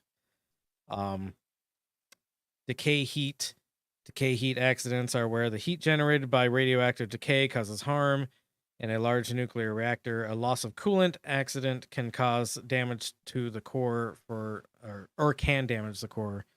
For example, at 3 Mile Island Nuclear Generating Station, a recent shutdown scrammed power reactor was left for a length of time without cooling water. As a result, the nuclear fuel was damaged and the core partially melted. The removal of the decay heat is a significant reactor safety concern, especially shortly after shutdown. Failure to remove decay heat may cause the reactor core temperature to rise to dangerous levels and has caused nuclear accidents. Blah blah blah. There's redundant systems that are supposed to stop this, but they don't always work if you don't maintain your factory properly. Scroll down a little bit more. Transport accidents can cause a release of radioactivity, resulting in contamination or shielding to be damaged, resulting in direct irradiation. In Cochabamba, a defective gamma radiography set was transported in a passenger bus as cargo. Probably not great to transport nuclear materials in a passenger bus. The gamma source was outside the shielding and it irradiated some bus passengers. Sucks to be on that bus. Equipment failure, pretty self-explanatory. Go down. Human error, also pretty self-explanatory. You don't run the fucking thing right, it blows up on you, or it causes some kind of incident. Go down. Lost source accidents, also referred to as orphan sources, are incidents in which a radioactive source is lost, stolen, or abandoned. The source then might cause harm to humans. The best known example of this type of event is the 1987 Guana accident in Brazil, when a radiotherapy source was forgotten and abandoned in a hospital to be later stolen and opened by scavengers. This is where people fear like nuclear proliferation, essentially. You get your hands on enough nuclear material, you can make a nuclear bomb with it. That rarely ever has happened in any kind of substantial way, but it is a risk posed by the use of nuclear energy. It's actually why I collect smoke detectors. Yeah, for that little bit for of my radon that's in there. Yeah. Eventually, you could make a brick of it. Was this the first Benzo Rehab dungeon listicle? I think so. Did we do it? We finally made a and listicle. I'm sorry that we're having to do this, but it's important to the conversation around energy, I think. and I have autism, probably. So I spent like probably 20 Shout out to all my hours. Thomases. Yeah, spent like 20 hours in the last week or two researching all this shit, and I got to put it out there. Why would I waste all that time and energy if I'm not going to put it out there? Because Yeah, you're unlike because you're an you. autist. Yeah. I'm the only non-autistic person here. Sure. Now let me check the temperature on my yeast. Is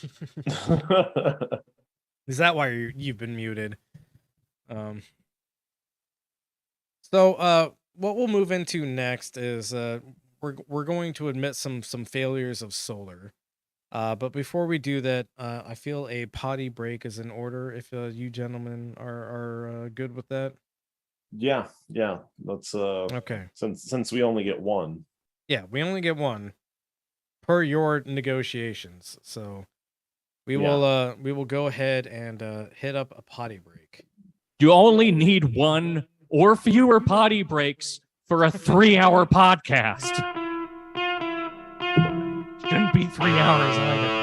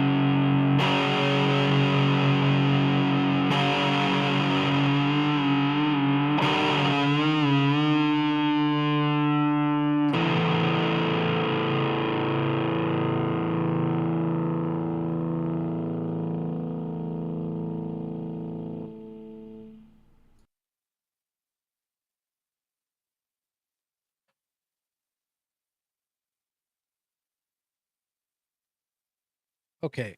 I at the very least am back. Hopefully my boys will be joining me soon. Let's see. No useful comments in the chat, of course. Since the last useful comment I read, so that's good to see. Was that the comment about my OnlyFans? No, it was the comment. The last useful comment was about Liz Truss and how she's willing to nuke us. There's basically only been OnlyFans content since then.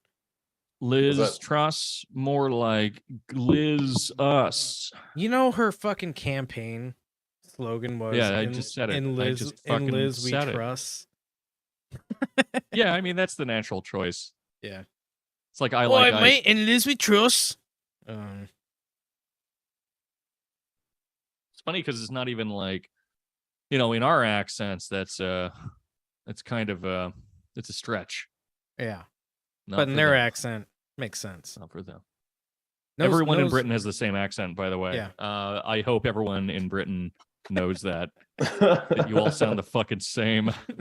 You're all part of Y'all the same sound class. and look the same to me, no matter Also what true. region of the United Kingdom you're from. Yeah. You're all potato nosed, Whoa, crooked That's true. toothed.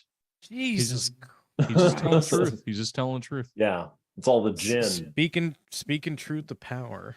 Roy, Yeah. you want to suck my potato nose? Blimey. So, Covered in boils. I recognized in my research that I was going very hard on nuclear, which of course has a lot of problems that need to be talked about and considered and thought about when we address our, energy needs as a nation. But there have been some problems with implementation of solar, namely in Tesla's implementation of solar, which is pretty hilarious. So what I would caution in like seeking alternative energy sources is to maybe not rely on big companies that are just like also trying to cut corners wherever they can to produce the most profit for themselves. And Tesla is a pretty good example of that. This article is about Walmart and Tesla being in a scuffle. If you live, I think especially probably in the South, definitely in the Southwest, you may have noticed a lot of Walmart parking lots have big solar energy generating systems over them. Also, the roofs of the Walmart buildings have a lot of solar panels on them now. Yeah, didn't they like start with like tow behind trailers? I think I remember seeing something like that, but that's not really the problem here. If you could zoom in just a little bit, John, If I must. you should, and then scroll down to where you'll see some pie charts. Pie charts. Yep, and then I need the two paragraphs above that are very important. Jesus. All right. Well, we got the three paragraphs above that, but I'm sorry. There we go. no, now you Everybody. got one off. God damn it. Here, I'll give it. Is it? Oh, Blimey. shoot. Maybe if I do. There we go. Okay. Are you done? Are you happy? Are you Zoom in? Don't do what he says. Zoom in. You're not. He's not your boss. And then zoom out. So I found out that I can't be fired for mediocrity. So I'm only going to listen to one supervisor per shift. You know what's also true? You can't be fired for anything, for a mental deficiency. I'm or a handicap of sorts. I'm doubly covered. Hell yeah. I'm a LGBTQR word. Oh man.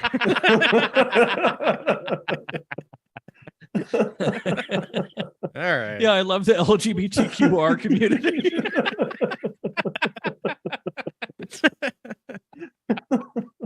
It's actually LGBTQR plus. Thank you very much. Sorry. See that's where the true minorities are. They're in the plus. Yeah, That's true. they had to consolidate them all into a single plus sign because they didn't have enough individual agency. And they do keep adding letters. Yeah. Well, yeah. Good on them. All right. I mean, if we can have a bunch of alphabet organizations, why can't we have a bunch of alphabet people? You know. Yeah. If we're gonna be ruled by the CIA, FBI, I mean, why don't we combine all these things together? Oh yeah, I really love the CIA, FBI, Homeland Security, so HS, community, CIA, FBI, HS plus, community is very important to our national security.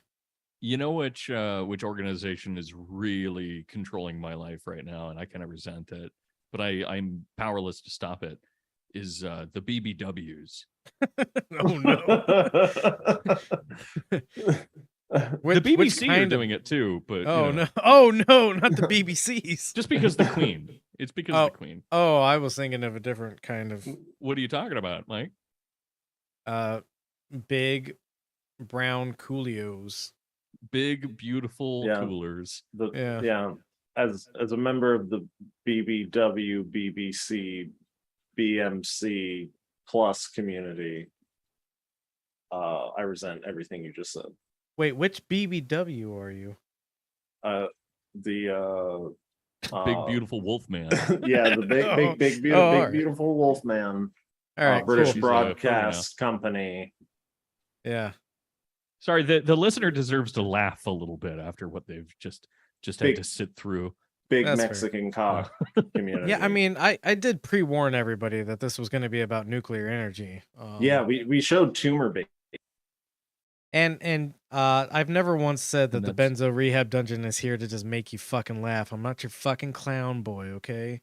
Yeah, I am. yeah. Might be- I'm I might be only the here for that. Joker, but I can also I- sometimes be, I don't know, Mr. Freeze or something. I don't know. I'm cool. A and for 2017 report by the NREL, which is the National Renewable Energy Laboratory. Oh, that's For what the R instance- stands for. Yeah, what? Oh yeah, renewable, not retarded. National Whoa, Retarded whoa! Energy Laboratory. For instance, found You that take it only slow. 5 out of 10,000 solar panels developed faults. That is just 0.05%. And those are faults of any kind. Panels that actually catch on fire would likely be an even tinier percentage of that tiny percentage. So, when we look at all solar panel producers other than Tesla, the failure rate is 0.05%. That's not even panels that catch on fire. Compare these figures with the fact that 2.9% of Tesla's solar systems on Walmart's roofs are going up in flames, i.e., 7 out of 240. And it is clear that Tesla's fail rate is not just unusual, but shockingly high. Wait, hold on. Just so everyone. No, my math can't possibly be right. Well, 2.9%. That's multiplied by 0.029, right? Yeah. Yeah. That is shocking. So every year, 10.59 of them light on fire. So, yeah, this problem got so bad that Walmart, again, you may have seen all these solar panels on Walmart's roofs, right? Also, Amazon, like their big warehouse centers, they were putting a lot of these same systems, these same Tesla systems on them. Both of these major companies shut off all of their solar systems so that they would stop catching on fire until Tesla fixed them. Walmart entered a lawsuit against Tesla, and it's like, I don't care if either one of them wins. They're both evil companies, but it's funny that these massive companies had to go to court against each other because Tesla's cheap, shitty product started burning down the warehouse facilities of another cheap, shitty product. Yeah, and let me clarify my math, which is that doesn't consider how many of them there are. That's the math for one of these. So each panel has a chance or a statistical likelihood of lighting on fire 10 times a year. Right. Almost So- once a month. So I would actually wonder how much of these companies that have been getting into the solar game later, one of the main problems with solar energy for a lot of commercial uses were designers not designing the Yep. systems correctly. Absolutely. But the technology has been around, but just recently with the advent of Tesla and all these other companies that have kind of just popped up with solar energy solutions, the code has changed in how electricians can install panels. like there's a lot more like clearances for fire safety, and it's because firefighters throughout the nation basically put their foot down Yeah. and advocated for a national electrical code change. Yeah, and that's very important. And yeah, I mean, a lot of these big companies, like one of the challenges in looking up information about like real information about solar energy is you're having to sift through a bunch of like paid articles from industry giants, right? Yeah, So you or know, put together fire marshals reports. right. Um, so yeah, that's a challenge here. But yeah, I just really wanted to point out that like Tesla sucks so bad as a company, and they picked up I forget what the company is that they bought out so that they could like get their Tesla name into the solar market, but it didn't get any better after Tesla picked up this company.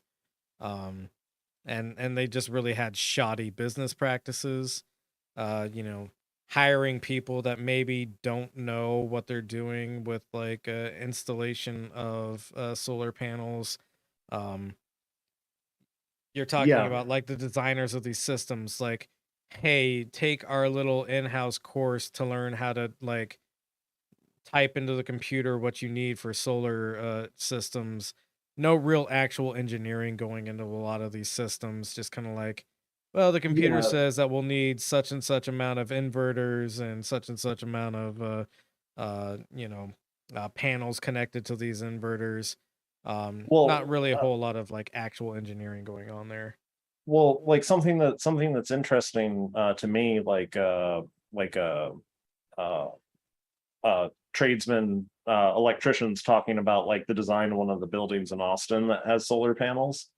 It was like one of the like first buildings cutting edge solar panels fucking to power this like plant, or fucking I can't remember what the building is. It's some industry, some fucking Silicon Valley industry. But within like 5 years, the solar grid that they had created, they lost half of it, and then within 12 years, they're not actually using the solar panels anymore because they would have to remove the roof to get at the inverter bank.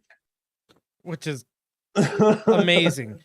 Like, but that the so electricians can't do anything about that because they have to, like, you have to follow the prints by law. yeah, and like burying your inverters inside of, you know, the roof like that is, I mean, that's retarded. Yeah, Let's just yeah, fucking say it. yeah. Because when The it comes to only like, way yeah, is to actually remove the roof. when it comes to parts of the solar system that fail, and they always fail safely, with very very rare exceptions. Yeah, that one But didn't like, burn down at all. They didn't have fire problems. well, yeah, because in inverters, when they fail, they just stop giving you electricity. That's really all it is.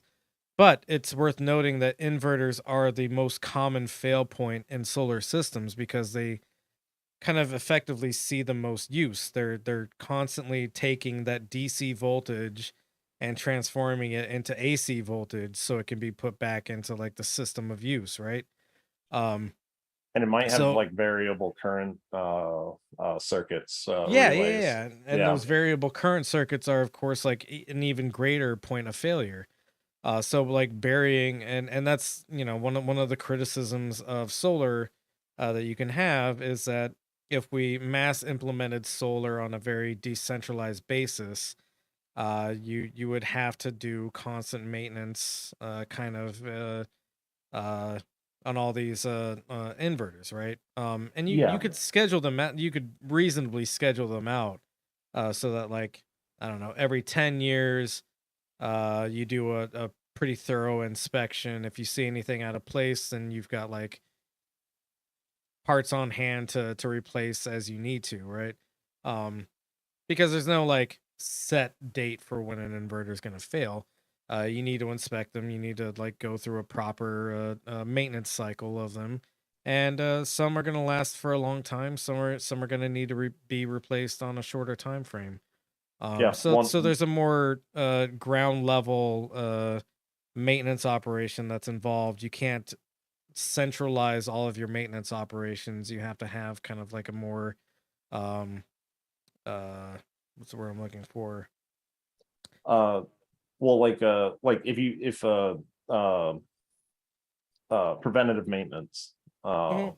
like even residences, I am like kind of worried because I wonder like how many people actually schedule 6-year audits for their solar, their energy None generating of them. system for their fucking house. Absolutely fucking none. And it's on the roof, you know. Yeah. The term Freud would use for homosexuals was inverts, and so this has been a really fun conversation to listen to. Yeah, there you go. and mostly for that reason. Go ahead and go to the next link. You want your inverts accessible. Yeah, you don't bury your inverts in the roof. So I mentioned that we would get into kind of the lifespan of nuclear power plants. When you get a license to run a nuclear power plant in the U.S., it is I think legally capped or usually capped at 40 years. Nobody's made it to 40. Oh No. There are a couple that have made it to 40 years actually. Yeah.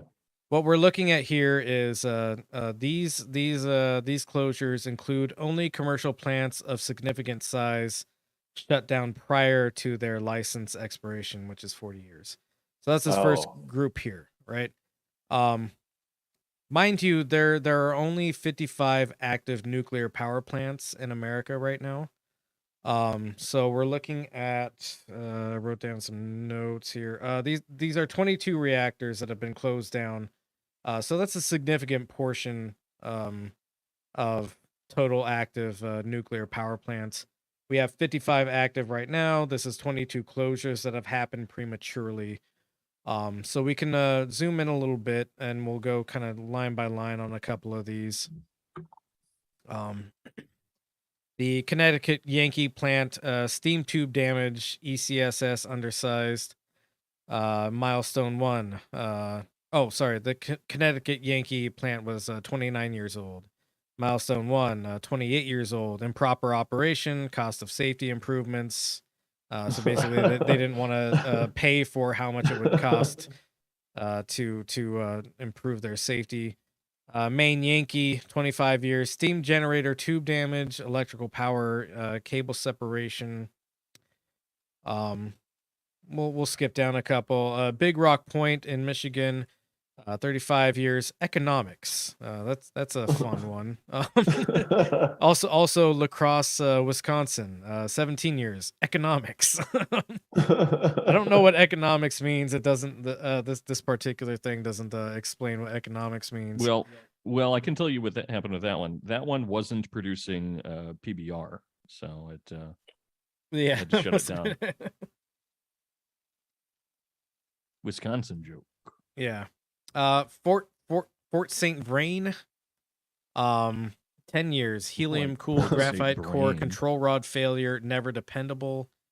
Oh, there was one I meant to point out here. 3 Mile Island 2. March 1979. That's one of the big major ones that happened in America. 4 months of operation, partial meltdown. Did not last very long at all. Fermi 1. Tried to put a crane on top too. That was really funny, and then it would have yeah. through the roof. There's a whole documentary about it that's really fun. It's good. Yeah, maybe I'll look that up, and I don't know. I didn't look up any documentaries around this. I ain't some kind of fucking nerd. I just did deep research on all sorts of shit about it. So Fermi 1 lasts 2 years, partial meltdown. Restarted in 1970 to 1972. So interesting life there. San Onofre, which is close to where Dordor and I used to live. It's being shut down because called it San Isidro before. Yeah, I wasn't gonna correct you on it. Who cares? It's some saint. So I do kind of wonder, like, so the San Onofre one, like that's Oh that's yeah, in. no, that's actually a good one to point out. Yeah, I can't Yeah, believe I missed well, that. that one, that one starts somewhere around the time of the 3 Mile Island. It's like the same technology generation, right? I honestly couldn't tell you. 'Cause it's 79. San Onofre is 25 years old, shut down in 92. No, So that's not when it was shut down. I think that's when it's commissioned. no, this is the Oh, is shutdown that? column. Oh, yeah. I guess you're right. Yeah, that is the shutdown date. You're right. Yeah, Yeah. Yeah, Uh, we're working with pretty much similar infrastructure there, and the and reason is notable because it's cost of seismic retrofit, which and also steam generator tube cracking. well, like I think that was one of the big worries about 3 Mile Island was that their oh shit vault wouldn't actually fucking work because they didn't do it right. Yeah.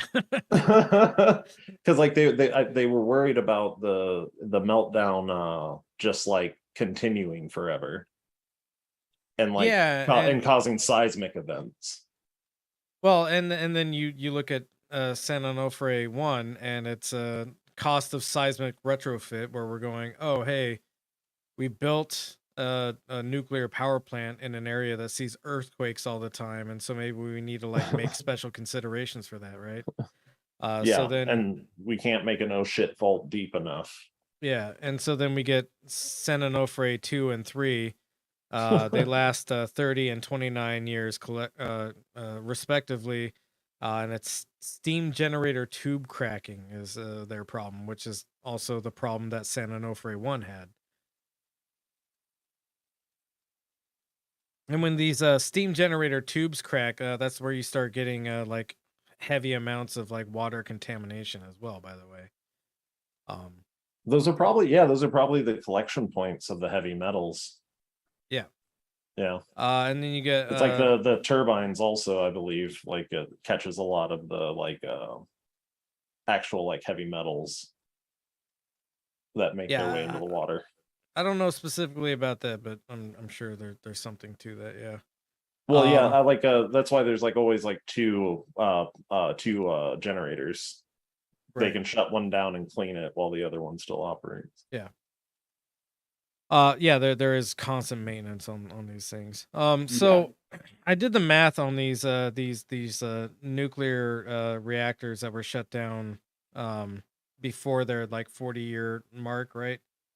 And we'll go down a little bit further. There have been some long-lasting nuclear facilities that we shouldn't like just discount. But for these guys that were shut down before their 40-year mark, we have an average of 22.15 years. So pretty well before their like licensed operation expired. Then we have oldest operating nuclear plants, which is a very small handful. Oyster Creek, 47 years. 9 Mile, Part 1, or 0.1 maybe. Yeah, it's probably 0.1. 47 years. R.E. Jenna in New York, 46 years. Dresden, Illinois, 46 years. Point Beach in Wisconsin, 46 years. And Monticello, Minnesota, 45 years. So at the 40-year mark, you can get recertified if your nuclear facility has been running properly and doesn't have any like glaring issues or anything like that. There are a couple of old reactors around the world that this little piece of information tells us about. Obninsk in Russia is 48 years at shutdown. It was shut down normally. Calder Hall in the United Kingdom, 47 years at shutdown. Chapel Cross in the United Kingdom, 45 years at shutdown. Oldbury, also in the UK, 45 years. Besnow, 47 years, and it's still running, but it's slated for shutdown. And Tsurga, 1970, or sorry, yeah, well, shut down in 1970, 41 years. at shutdown. Radiation leaks were part of the problem there. So, I wanted to give some credit to the longer lasting reactors, but also point out how many reactors have not made it anywhere close to the 40-year operating mark that they're supposed to be at. So go to the next link. And then we have to also consider the lifetime of photovoltaic panels. This first question and answer here is pretty important, and this is from the National Renewable Energy Laboratory.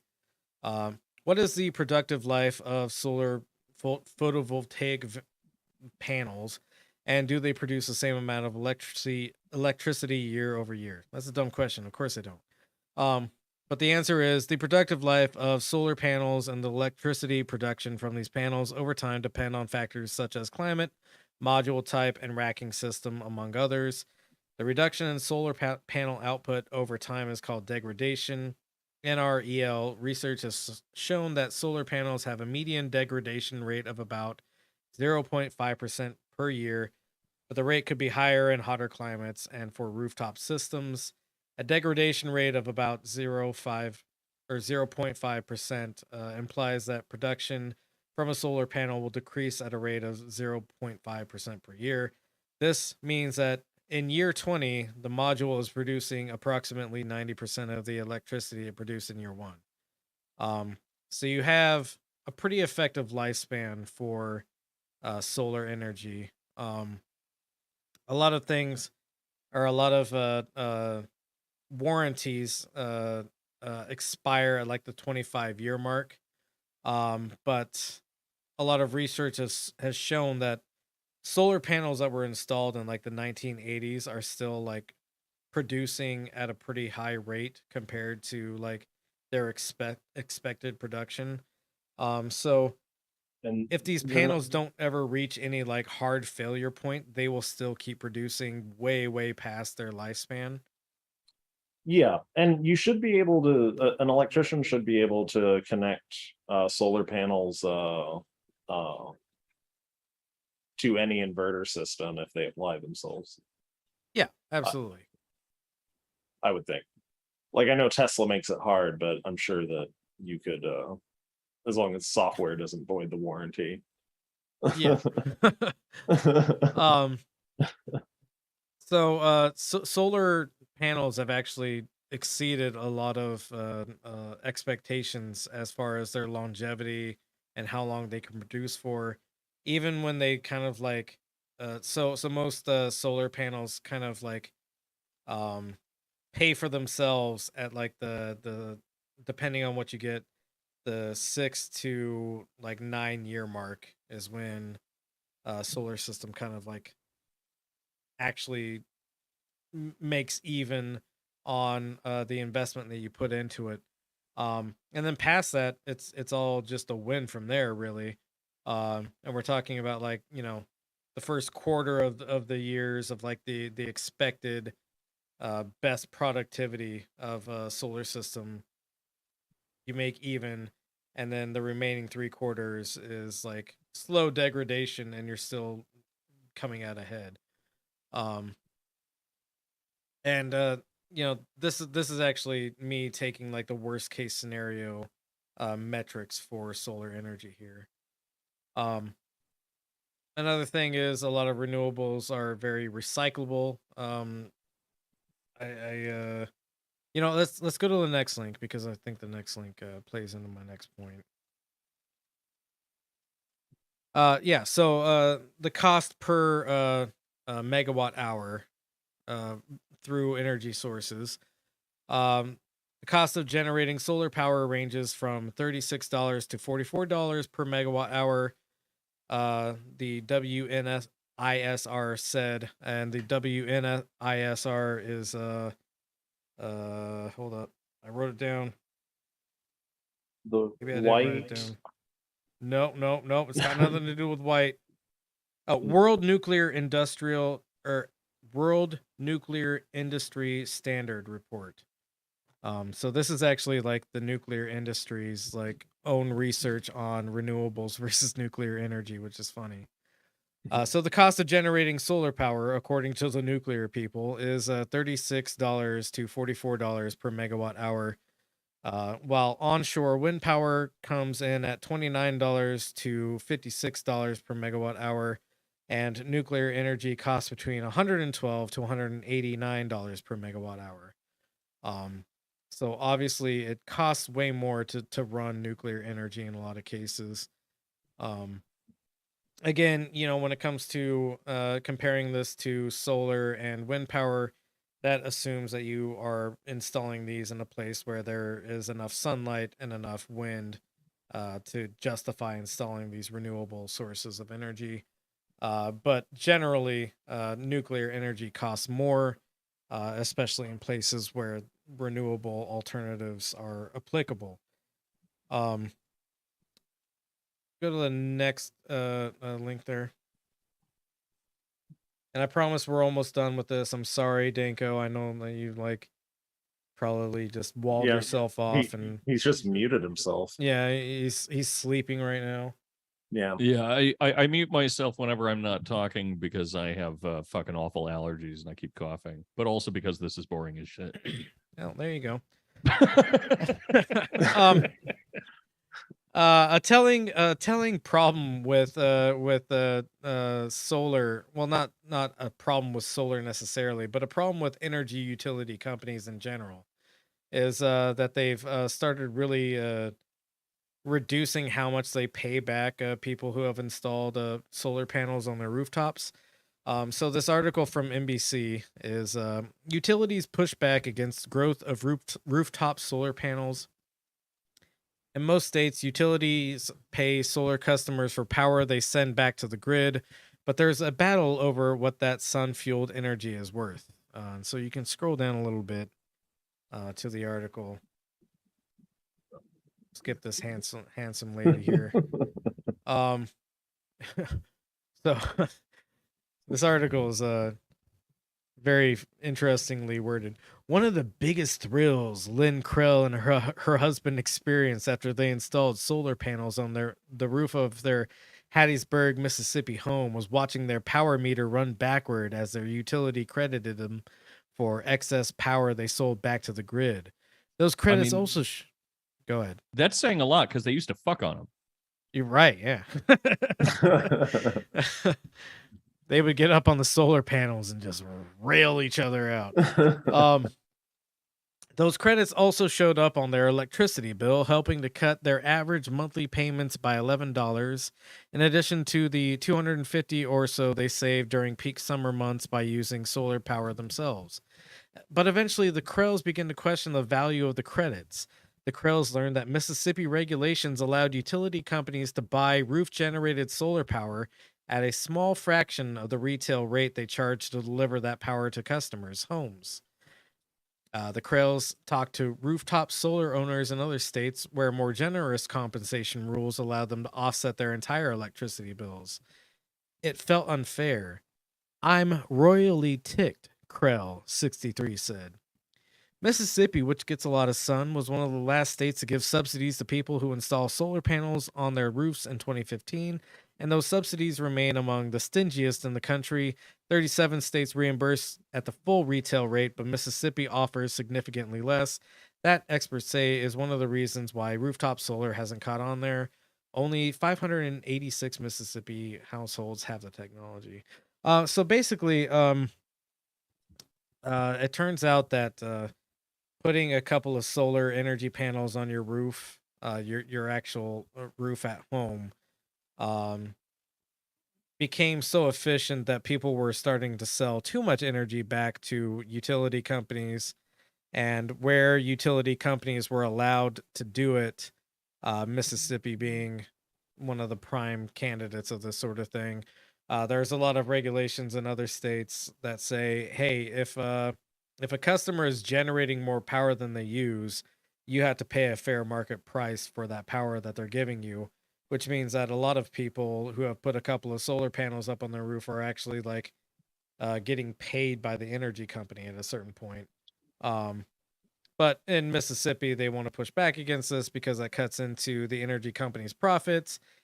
We talked about last time, energy companies actually make more money when they use the least efficient method possible to create energy. So they Like- have an inverted incentives there, where they're actually encouraged to just like use the most dog shit method of creating energy possible because it's the most expensive. Go Well, ahead, John. here in Texas, like even if you have like a battery bank system that you could continue to feed energy into the grid with like say your like natural gas powered generator, you when power goes out, legally how the system's installed, you disconnect from the grid, like Yeah. and then you start your generator even if you have a battery bank. But with solar, you have a battery bank and an inverter. Like here in Texas, like if I installed a solar system and my customer was like, wait, how do I disconnect from the grid? I would tell them I can't. I won't pass inspection if I wire it that way or add the equipment to disconnect you from the grid. Yeah. You're not allowed to be selfish like that. Only the power company is allowed to be selfish like that and kill a bunch of people when they shut everything down because it got too cold for them to run their windmills or something. Well, and also people with solar panels who still met all their energy needs and then had extra to give to the grid got bills after our fucking snowpocalypse. Of course they did. Yeah. Those credits didn't mean shit after that. So one thing I wanted to go into a little bit on the next link, and you know, to the listener, to the viewer, I know this has probably been boring. I'm not sorry. You got to look into some boring things sometimes, and Danko just unmuted himself, so he's probably gonna call me a cuck piece of shit or something. Go ahead. You're a cuck piece of shit. Yeah, well, No, there it was actually something else that I wanted to point out, which is that the convention of naming the episode before we recorded is really upsetting to me because we could have called this Tilting at Windmills. Ooh. You're right. We used to name it after the show. We used to back before we started live streaming to 4 people at a time. we live stream to 7 people, and our videos get around 40 to 50 views. So Jesus. And hot damn diggity dog. That's on top of like 200 or more listeners that we also have. So that's what I'm saying. The listener is the one that counts. They're the ones that they're, I love. They're the OG. They're the ones that matter. Yeah. They're the strongest. Yeah, we get it. Yeah, they don't even need to see John's beautiful face in order to listen to us. Exactly. They're just more evolved. They got bigger dicks and stronger paunches.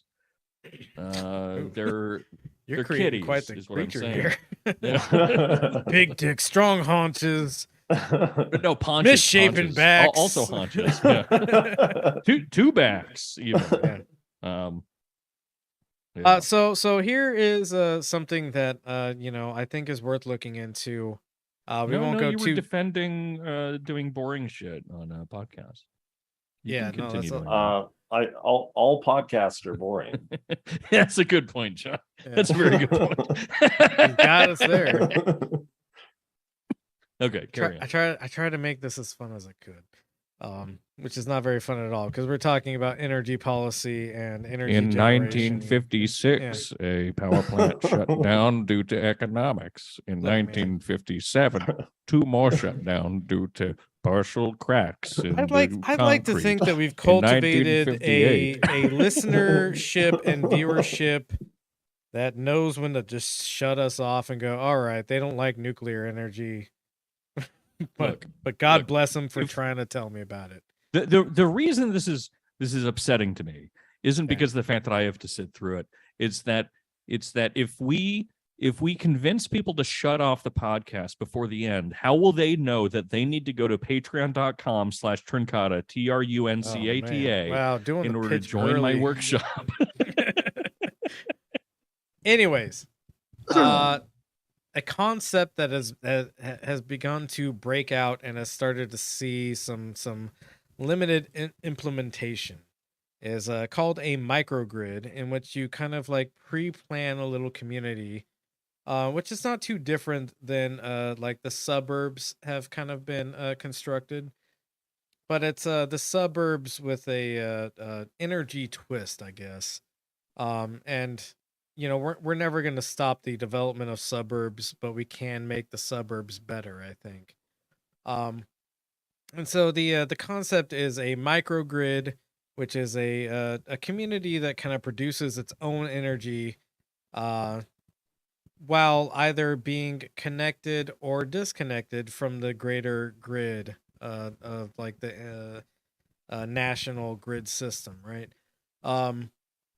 And there's been a lot of evidence to show that this is actually like a more democratized way of producing energy, in that you know this entire community can kind of decide like, well, we have a bunch of excess energy. Do we really want to sell it back to the energy company, or do we want to like save it for ourselves?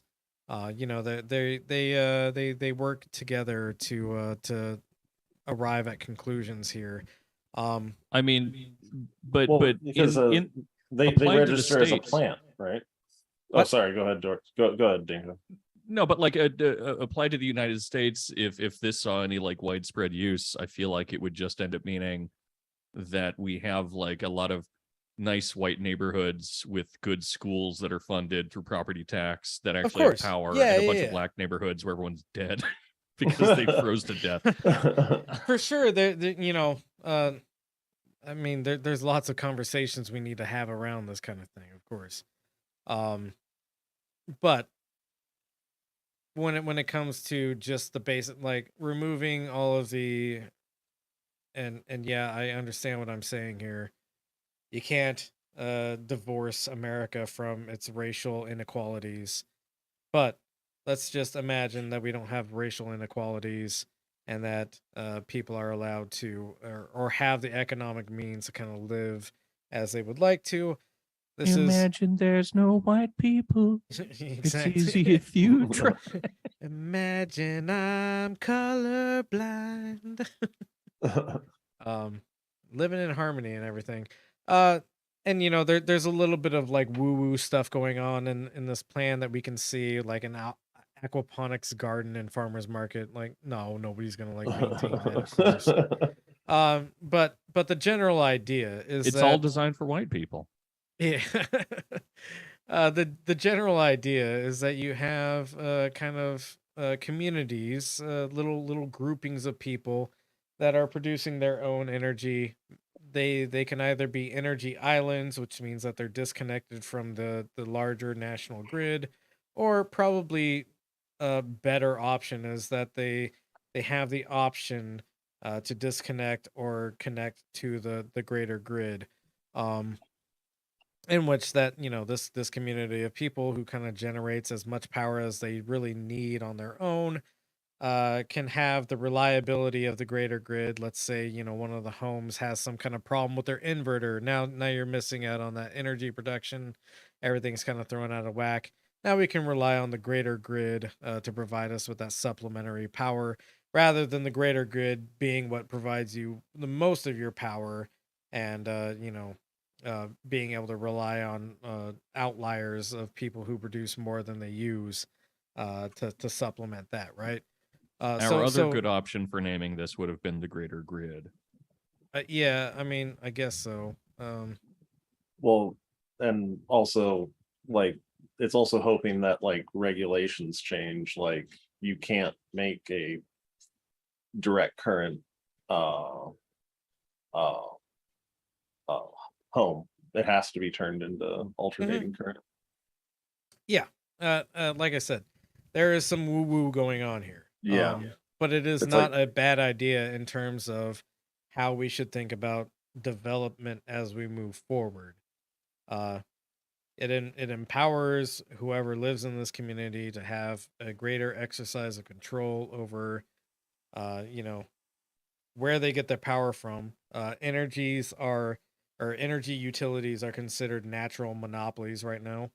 Um, which means that yes, we recognize they're monopolies, and technically we're not supposed to have monopolies in America.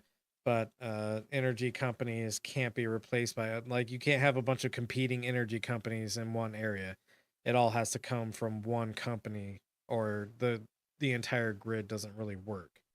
Um, so this is putting more democratic power into the hands of communities who can then decide what they want to do with their power. Um, and of course, there's going to be local disputes over that and everything. But right now, we live in a system where you don't even get to dispute what happens with your power. You just get a rolling blackout, which California keeps threatening me with. Um, so I don't think that that's a better situation than this more democratized situation. I mean, it sounds like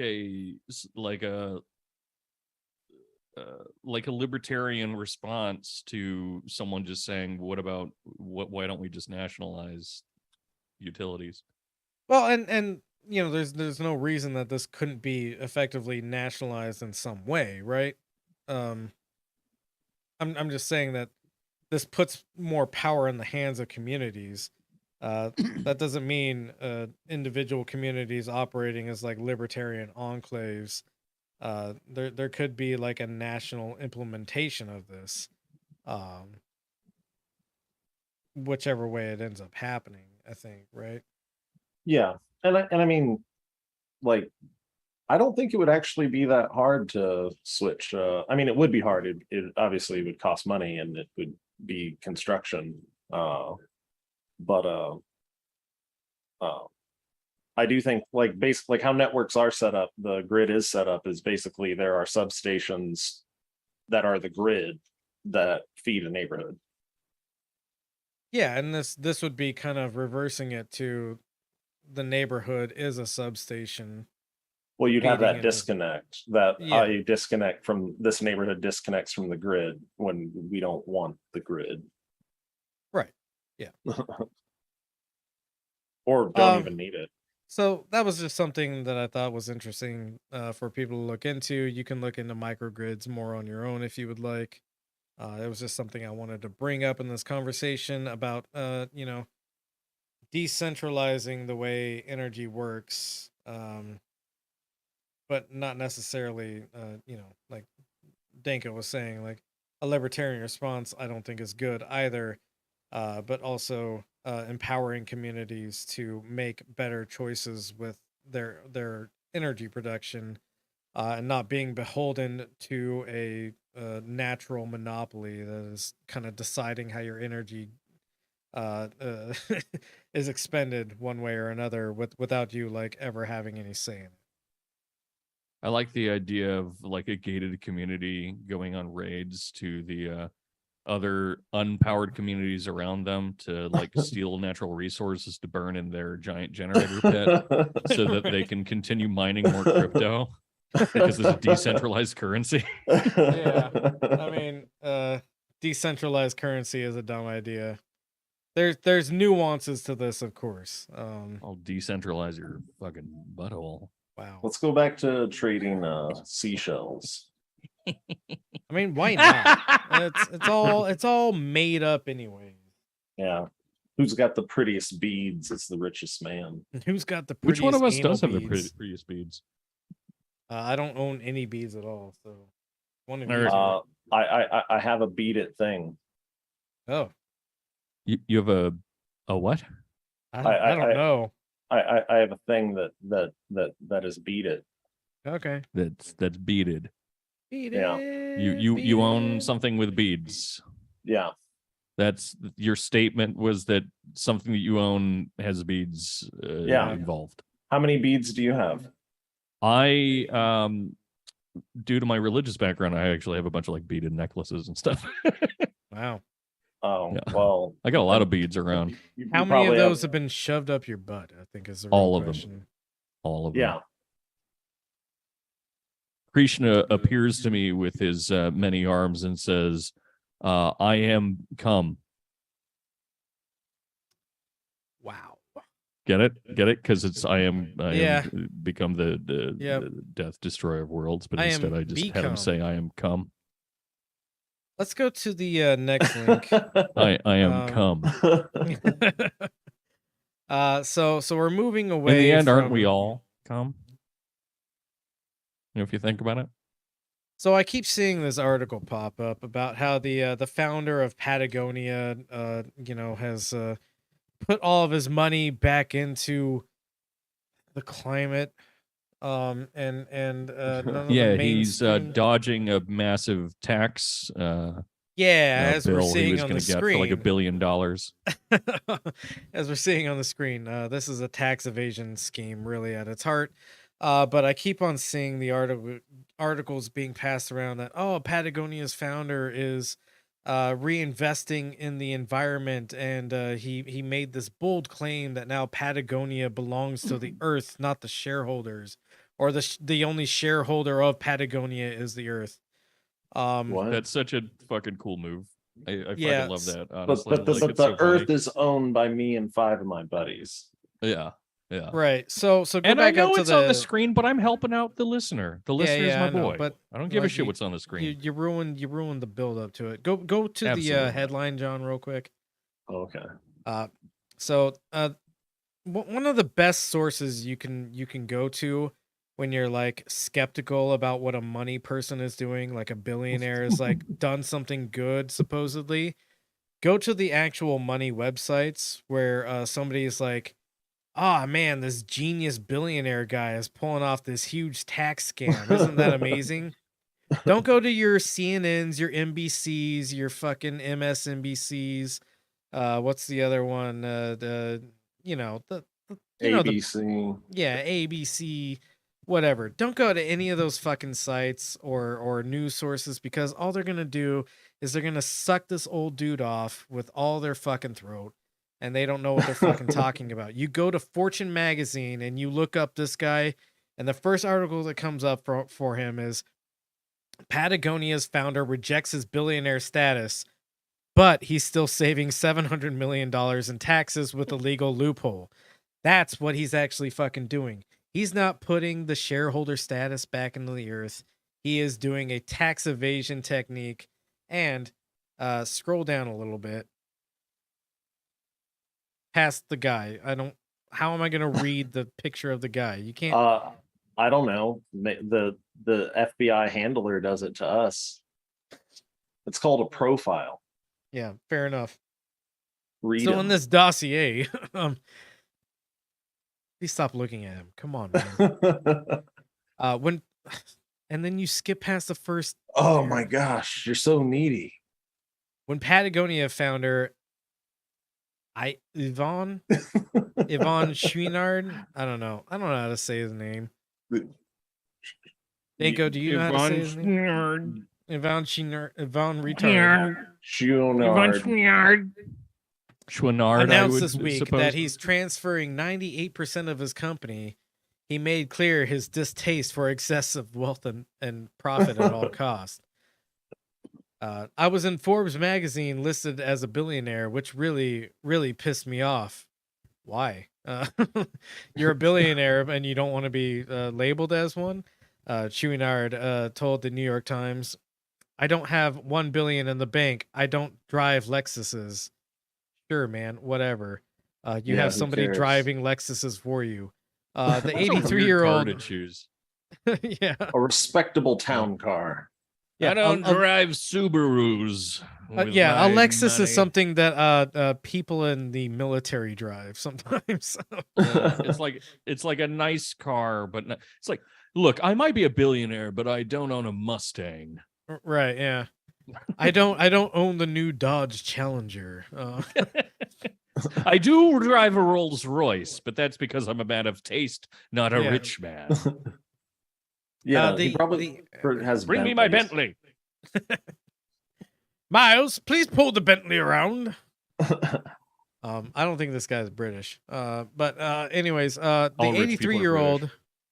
83-year-old may not want to be associated with the excess of the 1%, but Chouinard, who founded the outdoor clothing and gear retailer in 1973, is benefiting from a type of deal more and more billionaires are making.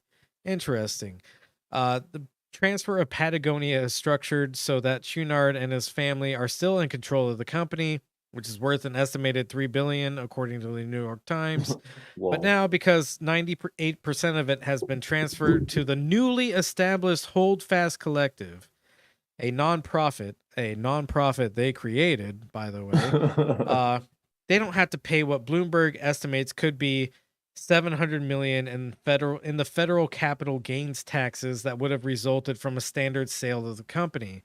And if the Holdfast Collective sells the shares, it also won't be on the hook for capital gains because it's a nonprofit. Had Chouinard decided to leave the company to an heir, his 2 adult children were reportedly not interested in being seen as financial beneficiaries. He would potentially paid significantly more in estate and gift taxes. The government levies a 40% tax on assets above. Is that? Oh, yeah, 12.06 million. I thought it was just $12.06 for a second. 12.06 million dollars when they are transferred to heirs. He wants to avoid taxes even after he dies. Like it seems like his kids don't want to be associated with this move. Yeah, no shit. He refuses to pay taxes. For a $3 billion company, that's over $1 billion in taxes. The Chouinard family isn't making money from the transfer, and the members are no longer the private for-profit company, but they will be able to retain some control over how the business is run. So a couple of notes that I wanted to bring up here is Patagonia. The Holdfast Collective, which again didn't exist until like a week ago when they wanted to do this little tax maneuver. The Holdfast Collective's mission is to fight climate change. That's really all it says is its goal. And that's such a nebulous concept that it's not even like worth taking seriously, right?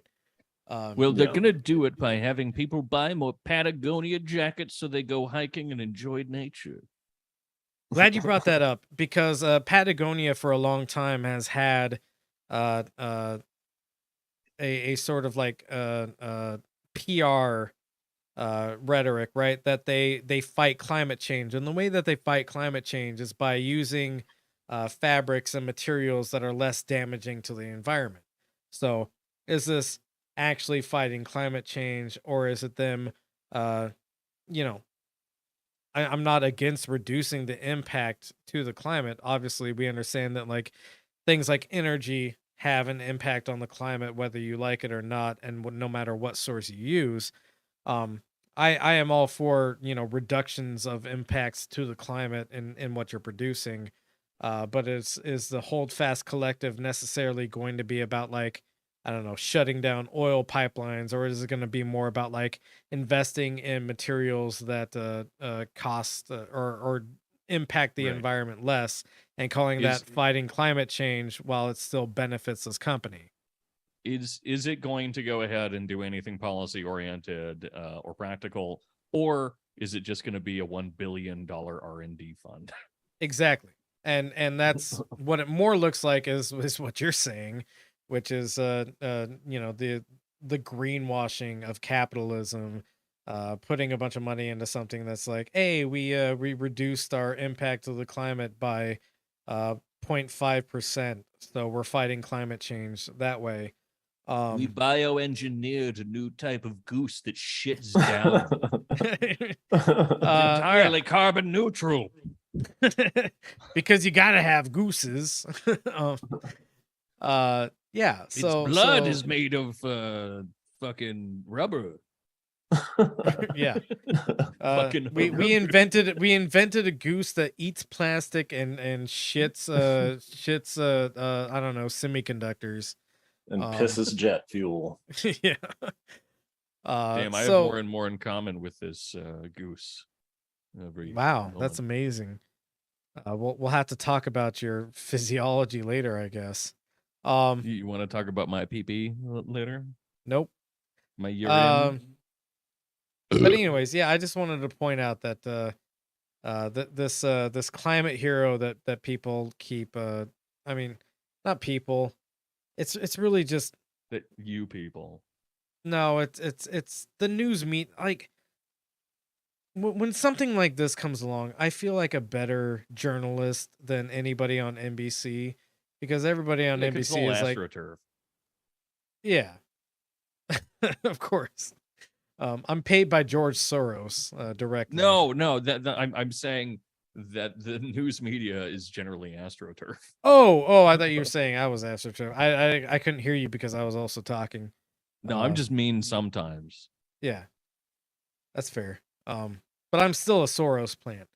But true. yeah, no, it's all astroturfed. It's all sucking off this billionaire that actually isn't really doing anything. It's probably going to benefit him more in the long run. And now he's just like, oh, hey, I can use this cool little trick to still keep being rich and also be lauded as a hero by the public. Kind of insane, really. And it's unfortunate that he gets away with it because the mass media just doesn't do any kind of fucking journalism at all. One weird trick to save $1 billion and develop a new goose that lays charcoal eggs. Yep. All right. So I have a choice for us. I wanted to make this a choose your own adventure kind of thing at the end because we got to have some fun. Oh, Was that a groan I heard? Oh no. Yeah. So I'm excited. John didn't pay attention to the instructions and he clicked on the last two links, even though I said in the Discord links, don't click on these last two. He still did it anyways. I was protesting work at the time. The security guards didn't pull out their guns yet. Well, I should have instructed them better. So we have two options for like a fun kind of segment. We have racism that's aggravating, or we have racism that's mockable. I'm gonna play neutral here. You guys make your vote. Oh, so we're gonna just tie, huh? Yeah. John, which one do you like? Mockable. I like aggravating. Oh, Chairman. You have the tie-breaking vote. Yeah.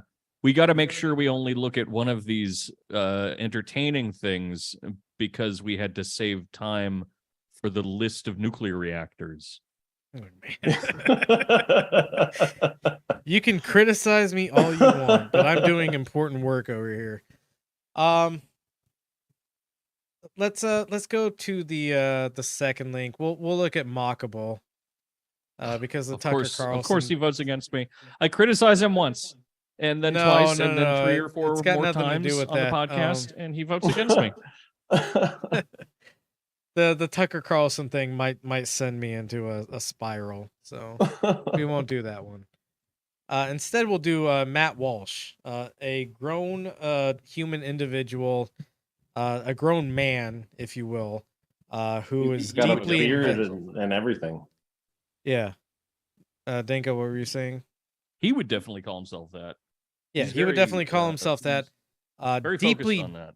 Deeply concerned about a certain mermaid movie that's come out recently. So go ahead and play this, John. All right, Max Winter says, a black actor playing the Little Mermaid really is a case of white erasure. All forms of art, including fairy tales, are meant to be reflections of the author's experiences and observations. Hans Christian Andersen probably based the Little Mermaid based on experiences he went through in his home country of Denmark. So it makes sense that most of his characters would be white, since that's the world and the people he was surrounded by. Yeah, I'm given the way that we deal with these sorts of issues, I'm sympathetic to that. Now, I would be fine, like we talked about yesterday. We don't have to rehash the entire thing, but if we all agreed that race in films and TV shows, especially fictional stories, don't matter, and we're going to take a kind of colorblind casting approach, and it doesn't matter as long as the actor is good. If we could all agree on that, then I'd be on board. And as I said, that's basically what it was for many years, what it was back in the 90s. But what I cannot abide by. When you could be like Anglo or Italian back in the 90s. Fuck, Go I ahead, forgot the Danko. guy's name. What the fuck Matt is Walsh. the old cowboy actor? Clint Eastwood. No, the squarehead. Fuck. Oh, fucking oh shit, what's his name? John Wayne. God damn it. John Wayne, yeah, John Wayne. Yeah, John Wayne. We The- used the to be worst colorblind, and we person. let people like John Wayne play fucking the what was his name? The Mongol warlord. I can't think of anyone's name now. Lawrence Attila of the Hun, Arabia, not the played Mongols, by. the Yeah, we used to let people like John Wayne play Attila the Hun. Yeah. So why don't we do that anymore? We should have Matt Walsh playing Othello. That's what I mean. Yeah. Him just calling himself a Moor the whole time. I am but a Moor. Yeah. So the first obvious thing that we can point out here is it's a fairy tale, man. Like Hans Christian Andersen, like, probably had a white vision in his mind. I don't know. He was an old German guy. Yeah, or who cares? Denmark, right? Maybe whatever. Whatever Denmark is. Yeah, whatever German country he's from. Who cares? What's the science he's pointing out? Oh yeah, Yeah. We'll get into that in a second. Because okay. the tagline for the listener is it's Matt Walsh explains why the Little Mermaid can't be black because of science? ? Yeah, Right. because Yeah. obviously the Little Mermaid is an Irish fish that ended up in Denmark. Or something. So Carly. He's not and going to the- do a black people can't swim thing, is he? Because I could see him doing I mean, Oh. almost kinda, but not the way you think he is. it. Okay, so I am the racist now. I get it. I get it. No. No, you're not the racist here. I promise. Carly. In I the am chat racist says, against whatever Matt Walsh is. I'm not convinced he's white. He's got to be like Greek or he's Italian or something. conservative. You can be racist against conservatives. Yeah. Carly in the chat says, people keep trying to argue with me on this, and I'm just like, why do you care? What does it matter? Ariel has no racial impact. It doesn't matter what color she is. People tried saying, what if there was a white Fresh Prince, as if the Fresh Prince didn't directly confront racial issues, and a white prince wouldn't make any fucking sense. Yeah, exactly. Yeah. Contexts No, that's matter good. here. That's good. I'm sorry. I haven't been on Facebook in like a year. Are people actually angry about this? Oh yeah, no, it's insane. So many grown men mad about it. I've seen it That on a fucking bunch rules, of dude. meme pages. Like, I miss Facebook now. I've decided I actually miss Facebook now because that's the only place you see these types of takes apart from like, it's these great. commentators. I've seen like compilations of like movie posters where it's like Shaka Zulu played by, I don't know, insert white actor here. I mean, that's Matt- funny.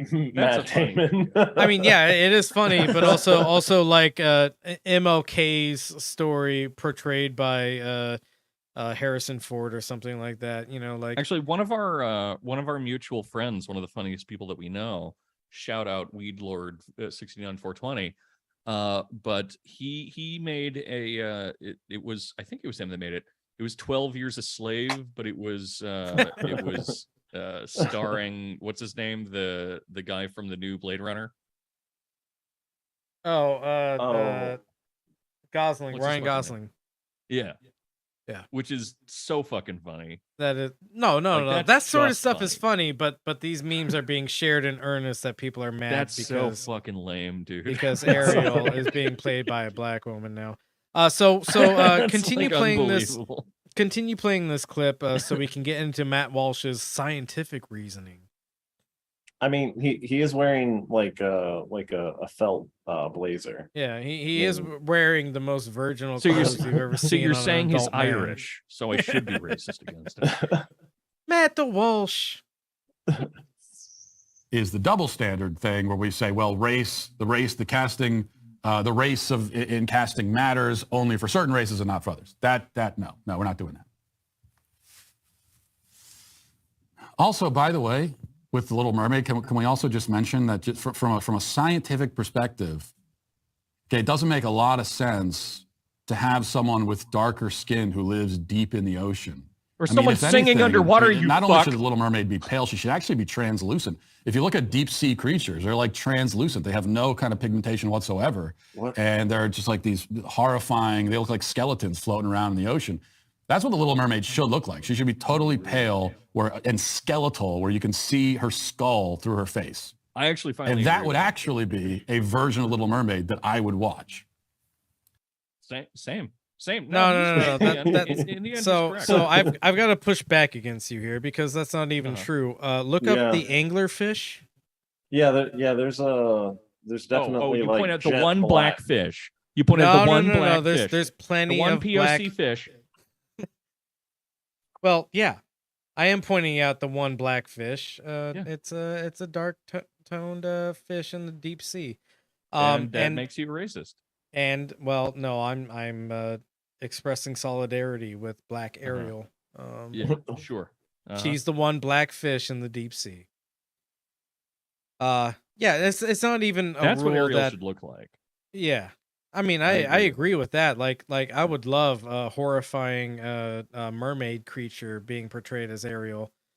And then like Prince Charming or whatever the fuck his name is in that particular Disney princess story is just like some weird sicko that has like a tooth fetish, you know? he's just licking her fangs. Yeah, like, oh my god, what lovely teeth, jagged teeth and weird fins you have. Yeah, You guys I mean, know about the guinea pig movies, those Japanese movies? No. Is that They're something we like, can look up on Google? I wouldn't look any of it up here. John, stop. Nope. But one of them is mermaid in a manhole. Just look up mermaid in a manhole. You can look that one up. That one's probably like mermaid in a manhole. Mermaid. They're staple films for like weird gore film lovers. And Mermaid in a Manhole is kind of what I wish the new Little Mermaid was. All right, well, this is fairly tame, and maybe don't scroll down very much. This man, he finds a mermaid, and she's really cute, but she seems kind of sick, and so he puts her in a bathtub, and then she rots away. Yeah. Oh, so this is like The Fly, but Little Mermaid. Sure. Yeah, just like remove most of the nuance and the plot. So and just anyway, have a horror weird for horror's sake. Japanese pervert painting blood all over someone. So that was the more fun racism option we could have picked, and I'm glad that I cast the tie vote on that, or the tie breaking vote rather. Because what was the other one about, like Tucker Carlson and his like replacement theory, walking back? Yeah. Tucker Carlson and shipping illegal immigrants. His actual words are illegal aliens to Martha's Vineyard. And, how have we not talked about that? We'll talk about it next week. I don't want to talk about it now. That's the funniest fucking move that anyone could ever do. It sucks so fucking bad. Yeah. It's so wonderful. How about I hate this? it so much. Benzo Rehab promise it'll be the first link we talk about next week. How about that? It'll be boring by then. He'll shoot like 12 migrants in front of the state capitol. Live studio audience. Yeah, he'll just like he'll tie a whole bunch of people together, put them into a hole and light it on fire before that happens. Sacrifice them to his bow tie god. I mean, we can talk about it right now if you want. He's gonna staple them together and then push one of them off of a cliff. I'm putting the choice in your hands. I guess we've already talked about it. It's okay. Yeah. Yeah. All right. Talking about racism and radiation in water for 3 hours is probably enough for anyone. I would think so. I would think the average listener has probably fallen asleep by now. I hope they're dead. I mean, the watcher, the viewer. Sorry, no, the listener. I love you. I'm sorry. I didn't mean it. Don't commit suicide. I don't think that's what he was saying at all. I think he was saying that they were dying from boredom. dehydration, not boredom. They could have been really entertained, but if they sat through the whole podcast without a glass of water in their hand, they'd probably fucking turn to dust by now. You know, you're criticizing me right now, but I refuse to accept it. Hey, do you have anything that you would like to pitch before we go? No, I don't give a shit. No, but we just started up, or we start up tomorrow, the new seminar that we're doing for the workshop. We're doing a horror themed seminar, specifically H.P. Lovecraft, through the month of October, so leading up to Halloween. It's focusing on the delineation between self and other, and how spoopy that can be.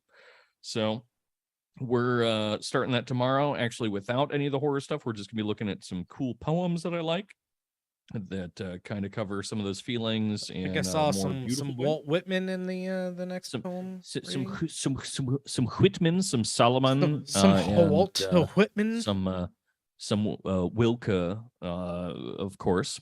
But yeah, so 3 of my favorite poets. We're gonna read them. And yeah, if you want to join us on that, that's patreon.com/Truncata, TRUNCATA. At any level of payment for the time being, you can go ahead and join our workshops and receive our currently intermittent but trying to speed up podcast, the prompts, the readings, all that stuff for as little as $5. Ooh. My usual sign off. The Benzo Rehab Dungeon is and always will be a free broadcast. Sorry that I've bored you all to death for probably the last week and a half, but I make no apologies other than the meaningless sorry that I've given you, I guess. If you like this project and you like what we're doing, feel free to go to the patreon.com/Benzo Rehab Dungeon. Donate as little or as much as you like. It doesn't get you anything special, but we appreciate it. And I try to return anything that's given to the Patreon back into the production itself. With that being said, as always, we love you. Please take your medicine. Take mine too. And share our drugs with strangers. That's a different one. It's the same one. Strangers are your friends. Yeah, well, I guess. I've never met a stranger that's not my friend. All right, gentlemen. Goodbye. Different words, same meaning.